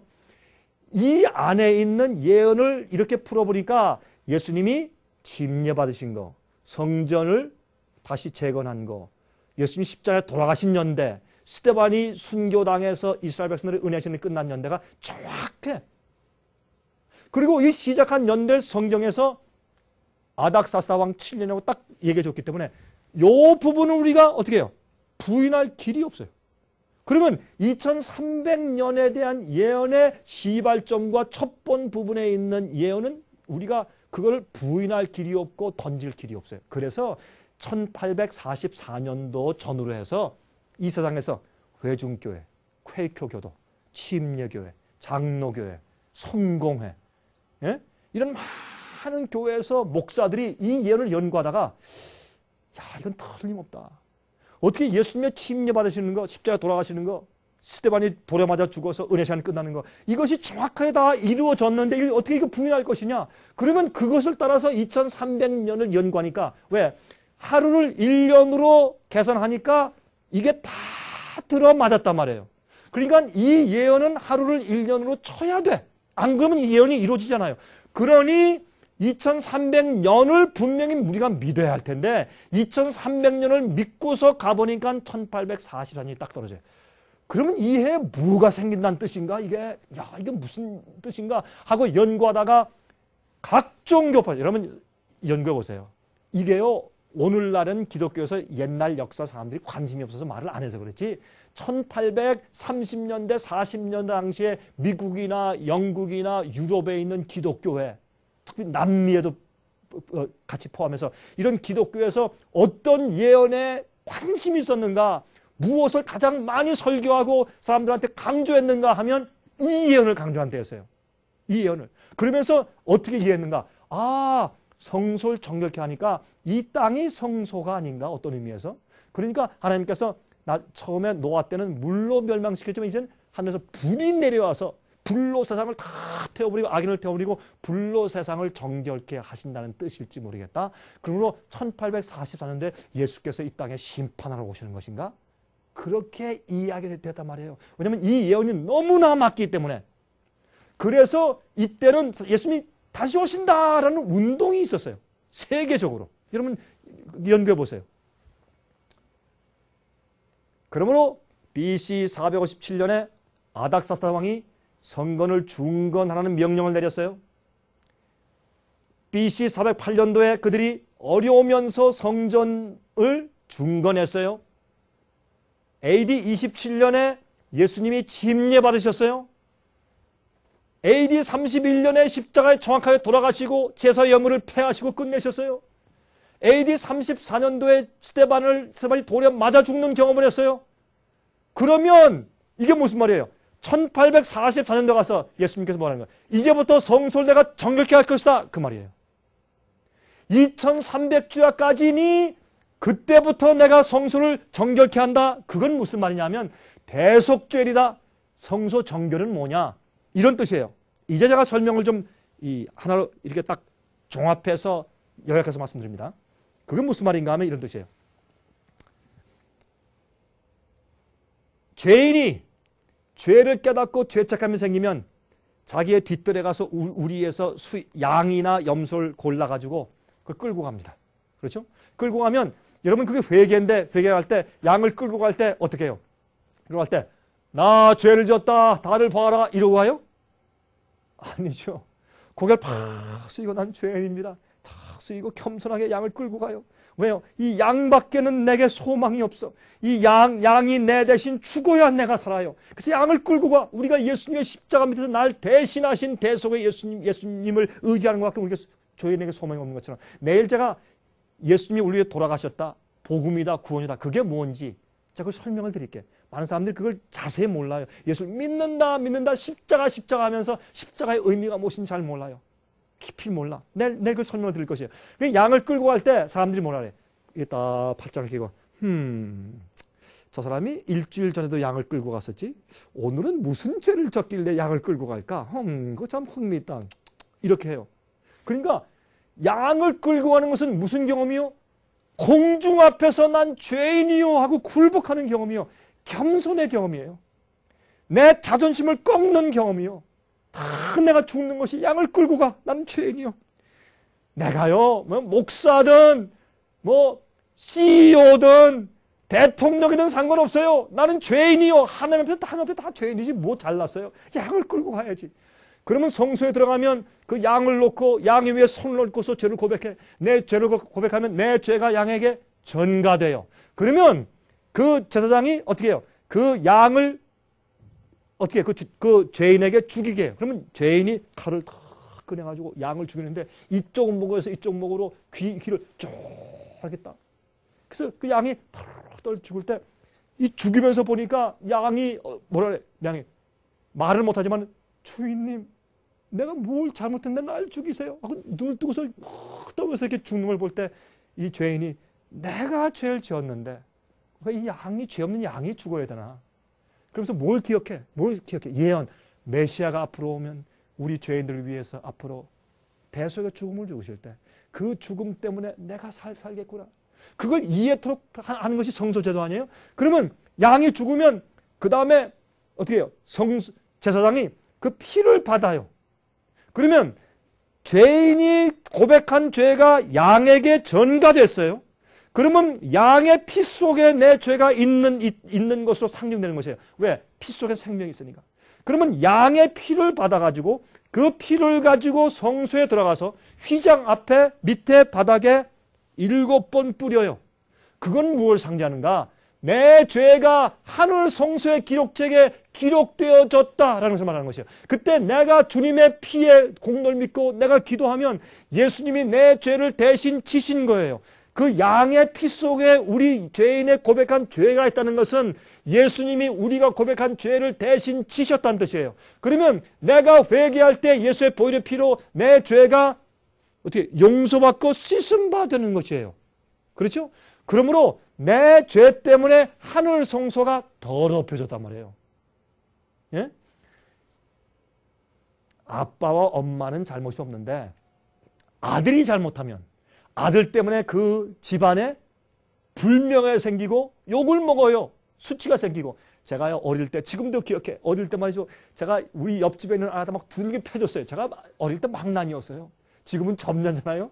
저 어릴 때 좀 망난이었던 것 같아요. 제가 얘기를 들어보면. 그래서 제가 옆에 있는 그 한 아이가 큰 두들겨 패주니까 그 아버지가 너무 화가 나니까 그 자기 아들을 데리고 우리 집에 왔어요.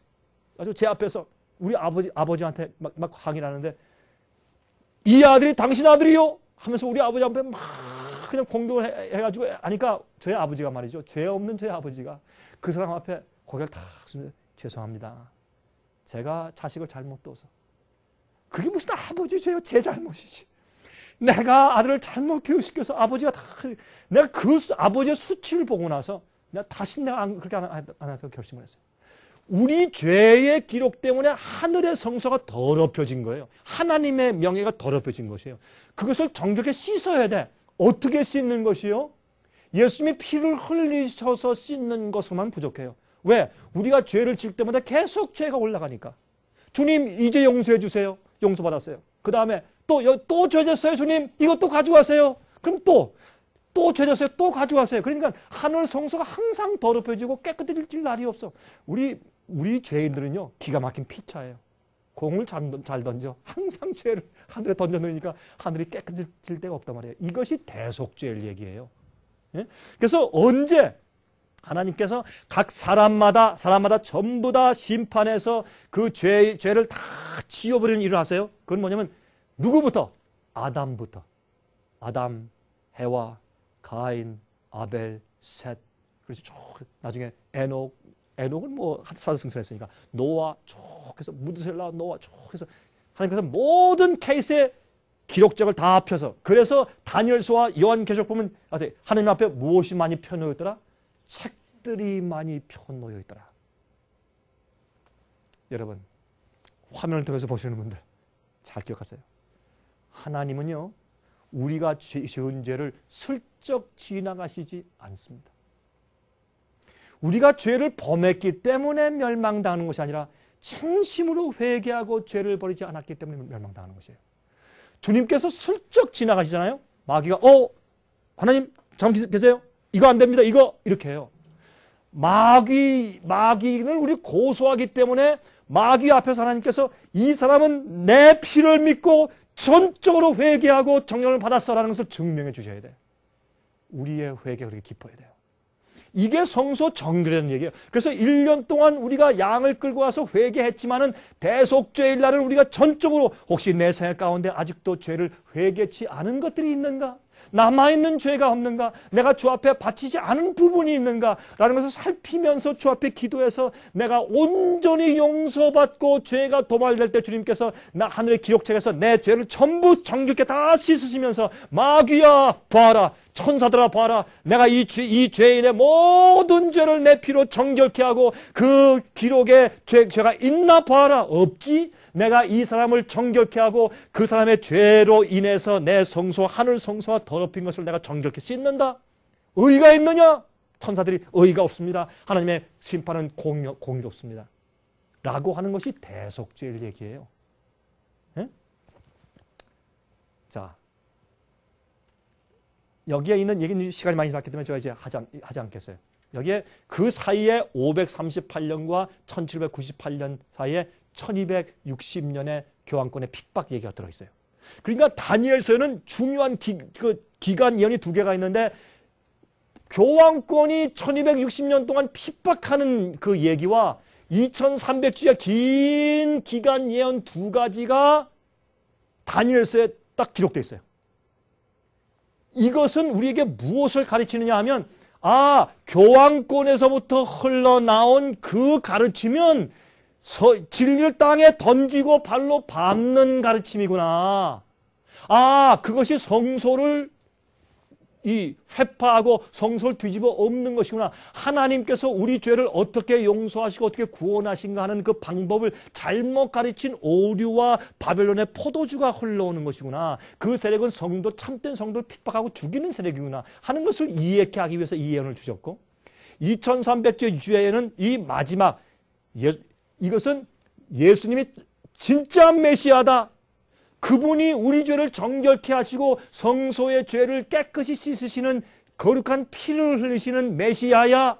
그분이 그리스도고 기름 부음 받은 자야 라는 것을 유대인들에게 알려주기 위해서 첫 부분을 허락하셨고, 그런데 맨 마지막에 주님께서 그 메시아가 하늘로 승천해 올라가서는 하늘에 있는 성소를 정결케 하시는데 모든 개인들의 죄를 다 처리하시고 그들의 죄의 기록을 전부 씻어서 정결케 하신 다음에 심판하시고 끝내시고 이 지구를 회복하실 것이다. 나는 그 얘기를, 그래서 이 마지막 시대 대속죄일이 오는데 하늘에서 예수님께서 이제 성소에 있는 모든 죄악들을 하나하나 정리하시고 심판하시는 일이 생길 것이다. 그것을 우리에게 알리기 위해서 이 긴 예언을 주신 것이에요.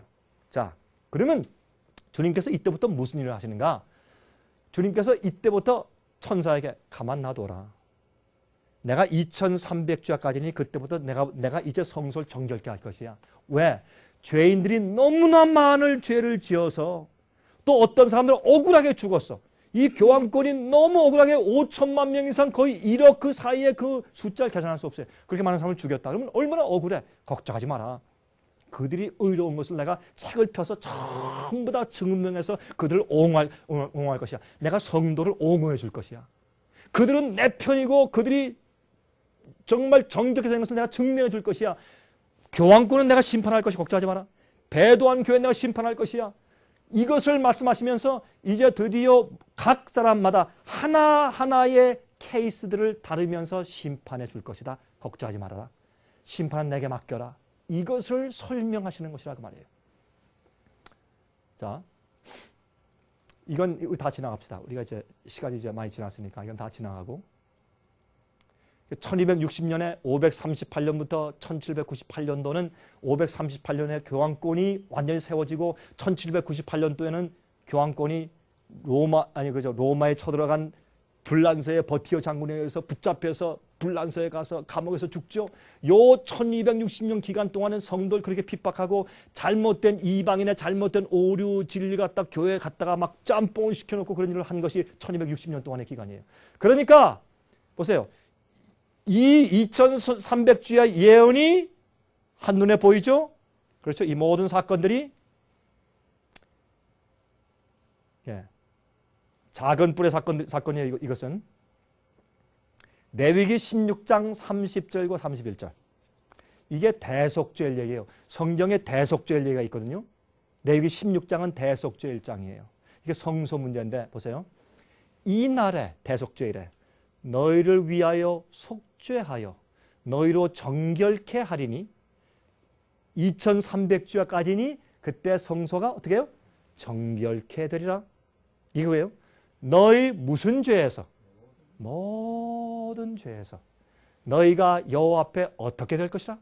정결하리라. 그게 대속죄일 얘기예요. 여러분들 저를 포함해서 혹시 오늘 밤에 우리의 생애 가운데서 혹시 남아있는 죄 있어요? 주 앞에 고백하고 회개하고 아직 드리지 않은 죄가 있냐 말이에요. 아직 주 앞에 나가서 부복하고 주 앞에 마음을 펼쳐놓고 주님 아직도 내 생에 이런 죄가 남아 있습니다. 이거 처리해 주십시오. 용서해 주십시오. 내가 회개합니다. 버립니다. 그렇게 아직 하지 않고 아직도 우리가 붙잡고 있는 죄가 있느냐 말이에요. 이건 무슨 때냐? 여호와 앞에 정결케 할 때예요. 이는 너에게 큰 안식일인즉 너희는 스스로 괴롭게 할지니 영원히 지킬 길이라. 이것은 스스로 자기를 살피라고 말이에요. 금식하면서. 왜 금식하는 것이에요? 잔뜩 먹으면 졸려온데 어떻게 자기가 회개할 수 있어요? 그렇잖아요. 그래서 어떻게 해요? 우리가 회개할 땐 사람들이 주로 금식하면 회개하죠. 왜? 머리를 맑게 하기 위해서. 자, 대속죄는 정결케 하는 시간이에요. 그래서 레위기 16장의 33절 보세요. 이 날에 너희를 위하여 속죄하여 너희로 정결케 하리니 너희 모든 죄에서 너희가 여호와 앞에 정결하리라. 제사장은 속죄하되, 잘 보세요. 재밌어요. 세마포 옷 곧 성의를 입고 제일 먼저 무엇을 정결케 해요? 지성소를 위하여 속죄하며, 죄인만 정결케 하는 것이 아니에요. 지성소를 위해 속죄하고, 회막과 단을 위해 속죄하고, 성소를 위해 속죄하고 또 제사장들과 백성들의 회중을 위해 속죄해요.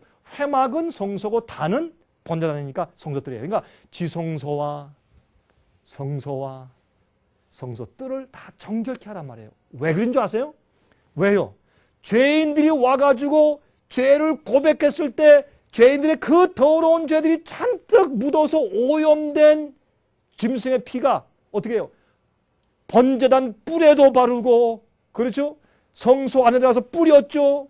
대속절날 지성소에 가서 법궤 위에 뿌렸죠. 지은 자에. 그래가지고 우리가 지은 죄로 더럽혀진 양의 피가 성소 자체를 전부 다 더럽혀버렸단 말이에요. 그건 무엇을 상징하느냐? 우리가 짓는 죄를 고백하고 회개할 때 그 죄가 하늘에 있는 성소에 기록체가 다 올라가면서, 하늘은 정결하고 깨끗한 곳인데 하늘에서 어떻게 됐어요? 하늘에서 누가 살인했네? 누가 간음했네? 누가 우상 숭배했네? 이런 인간의 죄로 하늘이 더럽혀졌단 말이에요. 그걸 하나님께서 이제 정결하게 씻어야 할 텐데 언제 씻어요? 그 사람이 정말 회개하고 죄를 주 앞에 고백하고 자기가 정결이 될 때 하늘에 있는 죄의 기록들이 하나씩 씻어지면서 하늘 성소가 깨끗하게 정결케 된다 그랬어요. 그러니까 우리만 정결케 되는 것이 아니라 지성소와 성소와 번제단까지 다 정결케 돼요. 이는 너희의 영원히 지킬 규례라. 이스라엘 자손의 모든 죄를 위하여 1년 1차 속죄할 것이니라. 아론이 여호와께서 모세에게 명하신 대로 행하니라. 성소 제도가 있잖아요. 이 이스라엘 백성들의 중간에 있어요. 딱 가운데 있어요. 이 주위에 12지파가 진을 쳤어요. 성소 뜰이 있어요. 여기서 양에게 죄를 고백하죠. 그렇죠? 번제단이에요. 물두멍이 있어요. 성소 안이에요. 여기에 7 근촛대가 있고 떡상이 있고 여기에 또 분향단이 있어요. 그 다음에 이 안에 들어가면 지성소가 있죠. 법궤가 있어요. 셰키나 영광이 있어요. 법궤 안에 십계명이 있죠. 그렇죠? 이렇게, 그래서 우리 피가 들어가서 이 밑에 7번 뿌려지고 대속죄일 날은 여기에 뿌려짐으로 여기에 셰키나 영광은 하나님께서 임재하시고 계시는 보좌를 상징해요. 그러므로 우리의 죄가 하늘 성소를 더럽혔단 말이에요. 이 우주를 만드실 때 이 우주엔 죄가 없었어요. 그러나 이 막내 지구가 어떻게 범죄함으로 우주가 더럽혀졌어요. 그렇잖아요? 그래서 우리 죄를 속죄하시고 정결케 하시는 일을 끝내셔야 어떻게 해요? 이 우주에서 마귀를 없애고 악한 천사들을 없애고 죄인들을 다 없앤 다음에 이 우주에 아름답고 다시 죄가 없을 때처럼 의인들이 거룩한 자들만 영원히 사는 곳이 된다고 말이에요. 그런데 그런 일을 하시기 전에 그러면 성소를 정결케 하기 위해서 어떤 일이 있어야 되느냐? 심판이 있어야 돼요. 다니엘 7장 10절 13절 보세요. 이건 예수님께서, 전 제일 처음에 목사로 일하면서도 제가 이 성경 읽다가 예수님께서 이건 천사와 함께 대동해서 이 땅에 오시는 재림 얘기지. 저는 그렇게 생각했어요. 아니에요. 들어보세요. 불이 강처럼 흘러 그 앞에서 나오며 그에게 수종하는 자는 천천히요 그 앞에 시위한 자는 만만이며 심판을 베푸는 책들이 표현하였더라. 이건 하나님 아버지가 보좌에 앉아 계신데 그 앞에 천사들이 있으면서 그 앞에 책들이 많이 놓여 있어요. 각 개인들의 책들이 놓여 있어요. 이건 상징이지만 사실 진짜예요. 내가 또 밤 이상 가운데 보았는데 다니엘이 보니까 인자 같은 이가 예수님이에요. 하늘 구름을 타고 이 땅에 오시는 것이 아니에요. 옛적부터 항상 계신 자에게 나와 아버지 앞에 나가는 것이에요. 그 앞에 인도되면.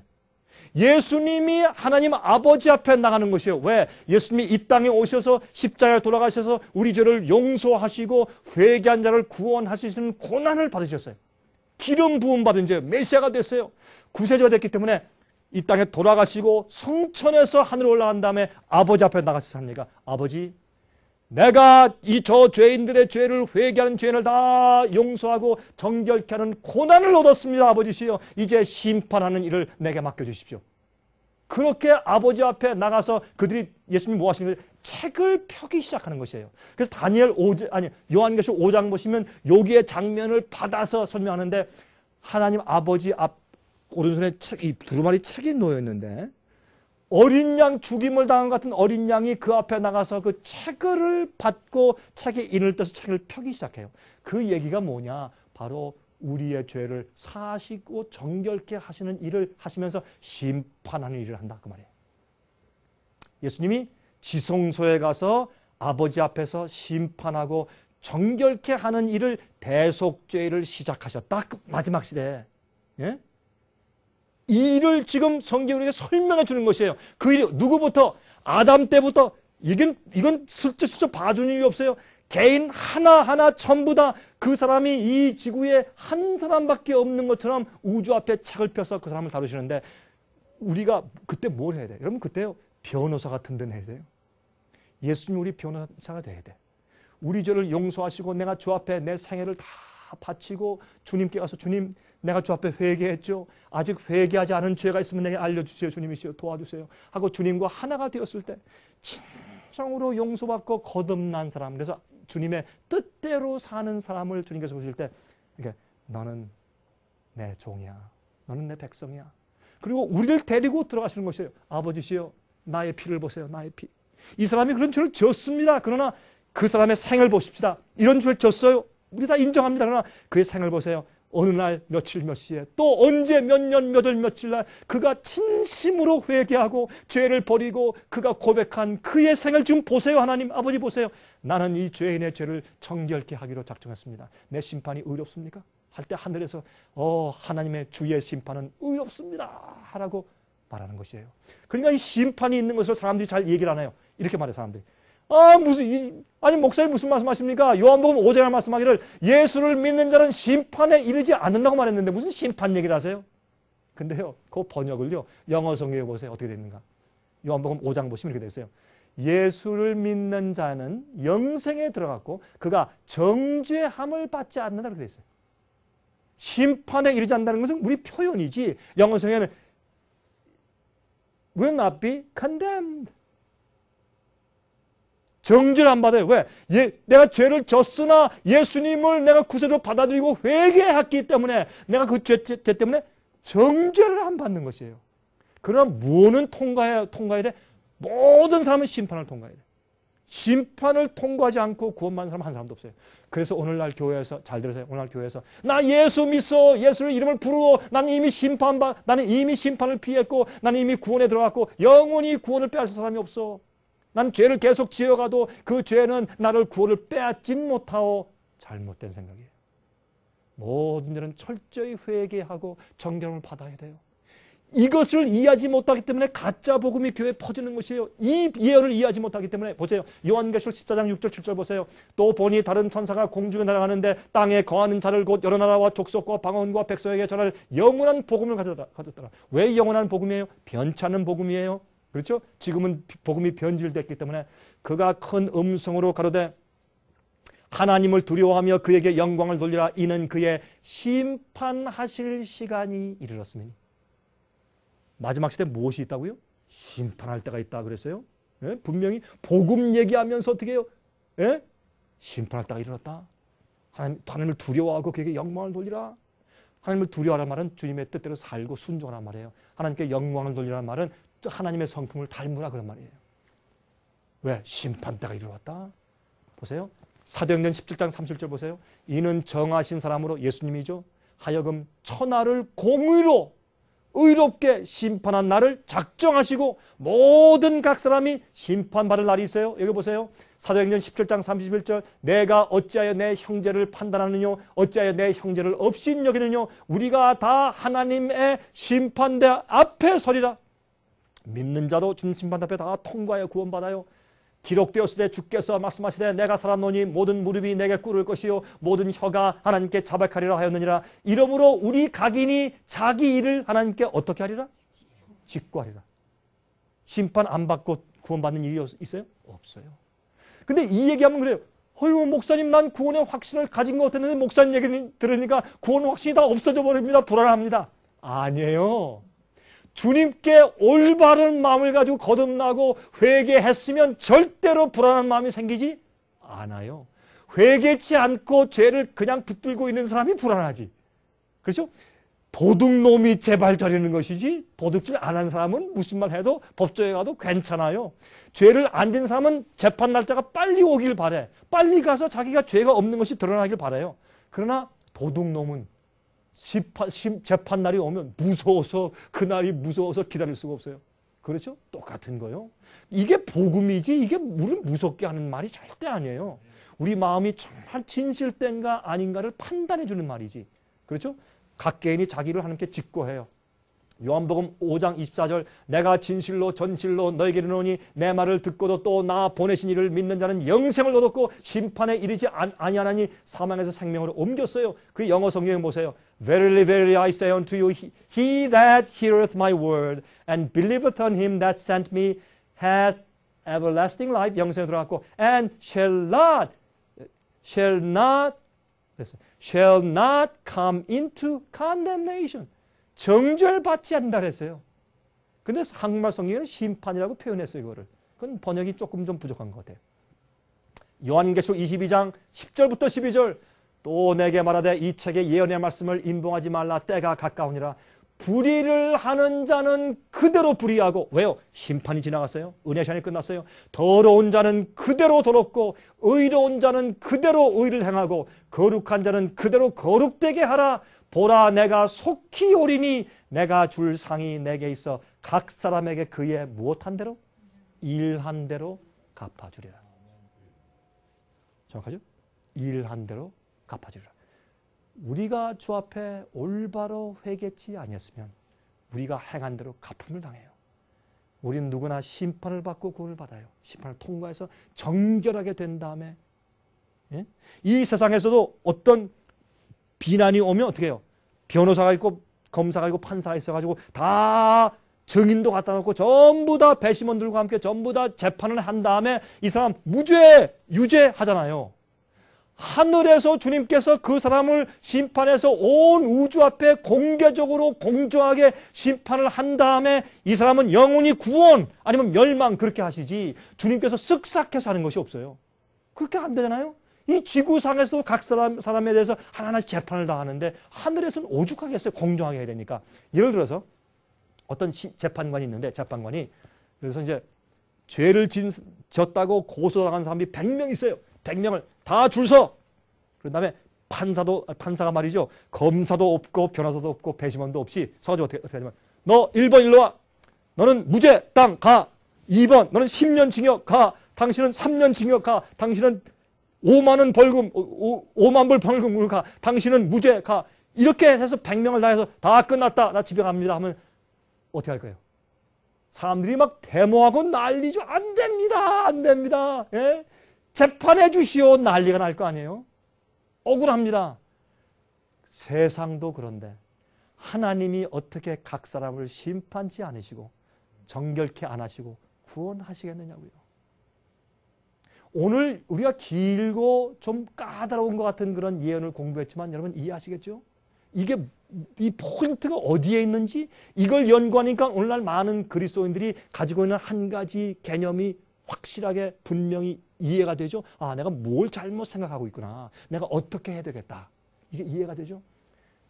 계시록 19장 1절 2절 보세요. 이 일 후에 내가 들으니 하늘의 허다한 무리에 큰 음성 같은 것이 있어 가로되 할렐루야 구원과 영광과 능력이 우리 하나님께 있도다. 그의 심판은 참되고 의로우신지라.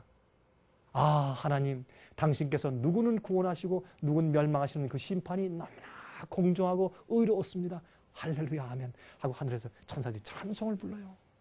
그래야 공정하지 않겠어요? 그래서 영원토록 우주에 다시는 죄가 없고 파괴가 없고 반역이 없어요. 계시록 19장 7절 8절 이거 읽고 마칩니다. 우리가 즐거워하고 크게 기뻐하여 그에게 영광을 돌리세. 어린 양의 혼인 기약이 이르렀고 그 아내가 예비했어요. 드디어 구원받을 자들이 준비됐어. 우리가 다 예수님의 아내 아니에요? 우리 예수님의 신부 맞아요? 예수님 우리 남편 맞아요? 그렇게 설명하죠. 신부가 준비됐는데 어떻게 준비됐어요? 그에게 허락하사 빛나고 깨끗한 세마포를 입게 하셨은즉 이 세마포는 성도들의 옳은 행실이로다 하더라. 그들이 너무나 회개를 철저하게 했기 때문에 죄를 다 정결케 안 받고 깨끗한 옷을 입었어. 깨끗한 옷을 입었어. 결혼식 할 때 이 신부가 자기 보이프렌드를 3명을 가지고서 결혼식 할 수가 없잖아요. 다 정리하고 깨끗하게 한 다음에 세마포를 입고서 신랑 앞에 서는 것처럼 예수님과 교회가 마지막으로 결혼할 때 깨끗한 세마포인데 성도들의 의예요. 옳은 행실, 의, righteousness. 그 의의 옷을 입고 그들이 주님과 함께 마지막에 결혼식을 올려요. 이 얘기예요. 지금은 그래서 회개할 때예요. 예수님께서 하늘에서 심판 사업을 해나가고 있는데요. 죽은 자들부터 하나하나에서 언젠가 우리가 살아있는 동안에 은혜 시간이 끝나요. 그리고 언젠가 여러분과 저의 이름이 불려지면서 심판이 이루어져요. 근데 우리가 걱정할 것이 없는 것이 우리가 예수님의 십자가의 보혈의 은혜를 의지하고 우리가 주 앞에 정직하게 회개하기만 하면 아무 두려워할 것이 없어요. 그러나 그런 사업이 하늘에서 진행돼야 돼요. 전 이 그림을 참 좋아해요. 현대 화가 그린 그림인데 예수님이 내게로 오라. 수고하고 무거운 짐진 자들아 내게로 오라. 내가 너희를 편히 쉬게 할 것이라. 그래서 오늘 우리가 한 가지 문제를 여러분 이 문제를 잘 생각하시면 한 가지 우리 마음 가운데 한 가지 큰 심판에 대한 의문이 해결돼요. 그리고 내가 어떻게 준비해야 되는가가 해결돼요. 여러분 정말 주님의 은혜 가운데서 여러분 주님께서 우리를 부르셔서 자 우리 아버지 앞에 같이 나갈까? 내가 너의 기록책을 펴야 한다. 너의 일생에 네가 어떻게 살았는지 기록책을 펴야 한다. 그 전에 너의 죄를 내게 달라.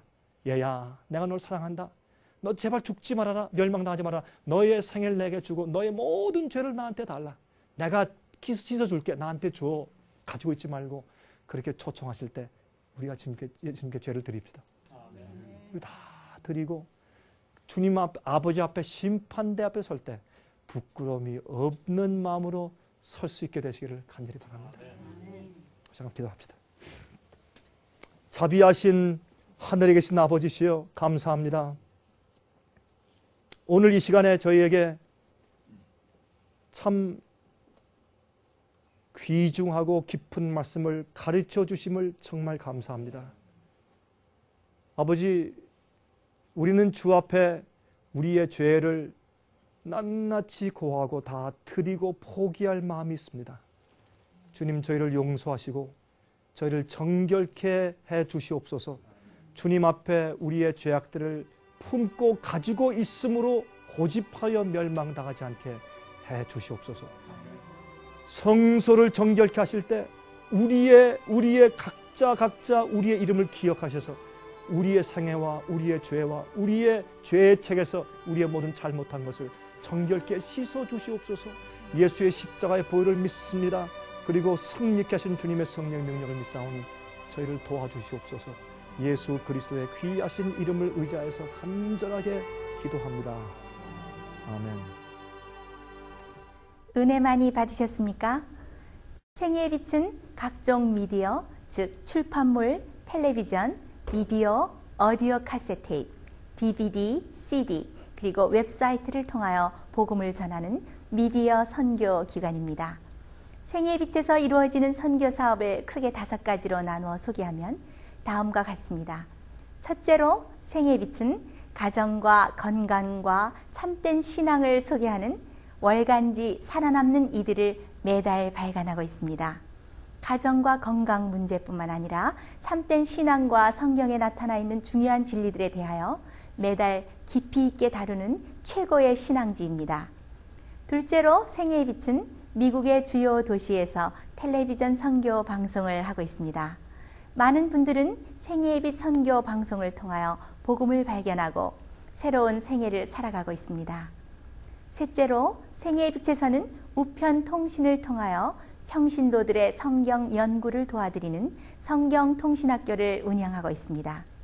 성경에 나타나 있는 중요한 문제들에 대하여 체계 있게 공부하기를 원하시는 분들은 성경 연구 단기 코스와 계시록을 통한 성경 교리 연구, 또한 요한계시록 연구 과목을 신청하시기 바랍니다. 교재 및 모든 비용이 무료인 생애의 빛 성경 연구 과정을 통하여 복음과 예언 문제를 가장 쉽고 체계 있게 공부하시기 바랍니다. 넷째로 생애의 빛은 예언 연구를 위하여 특별하게 제작된 비디오 시리즈를 나누어 드리고 있습니다.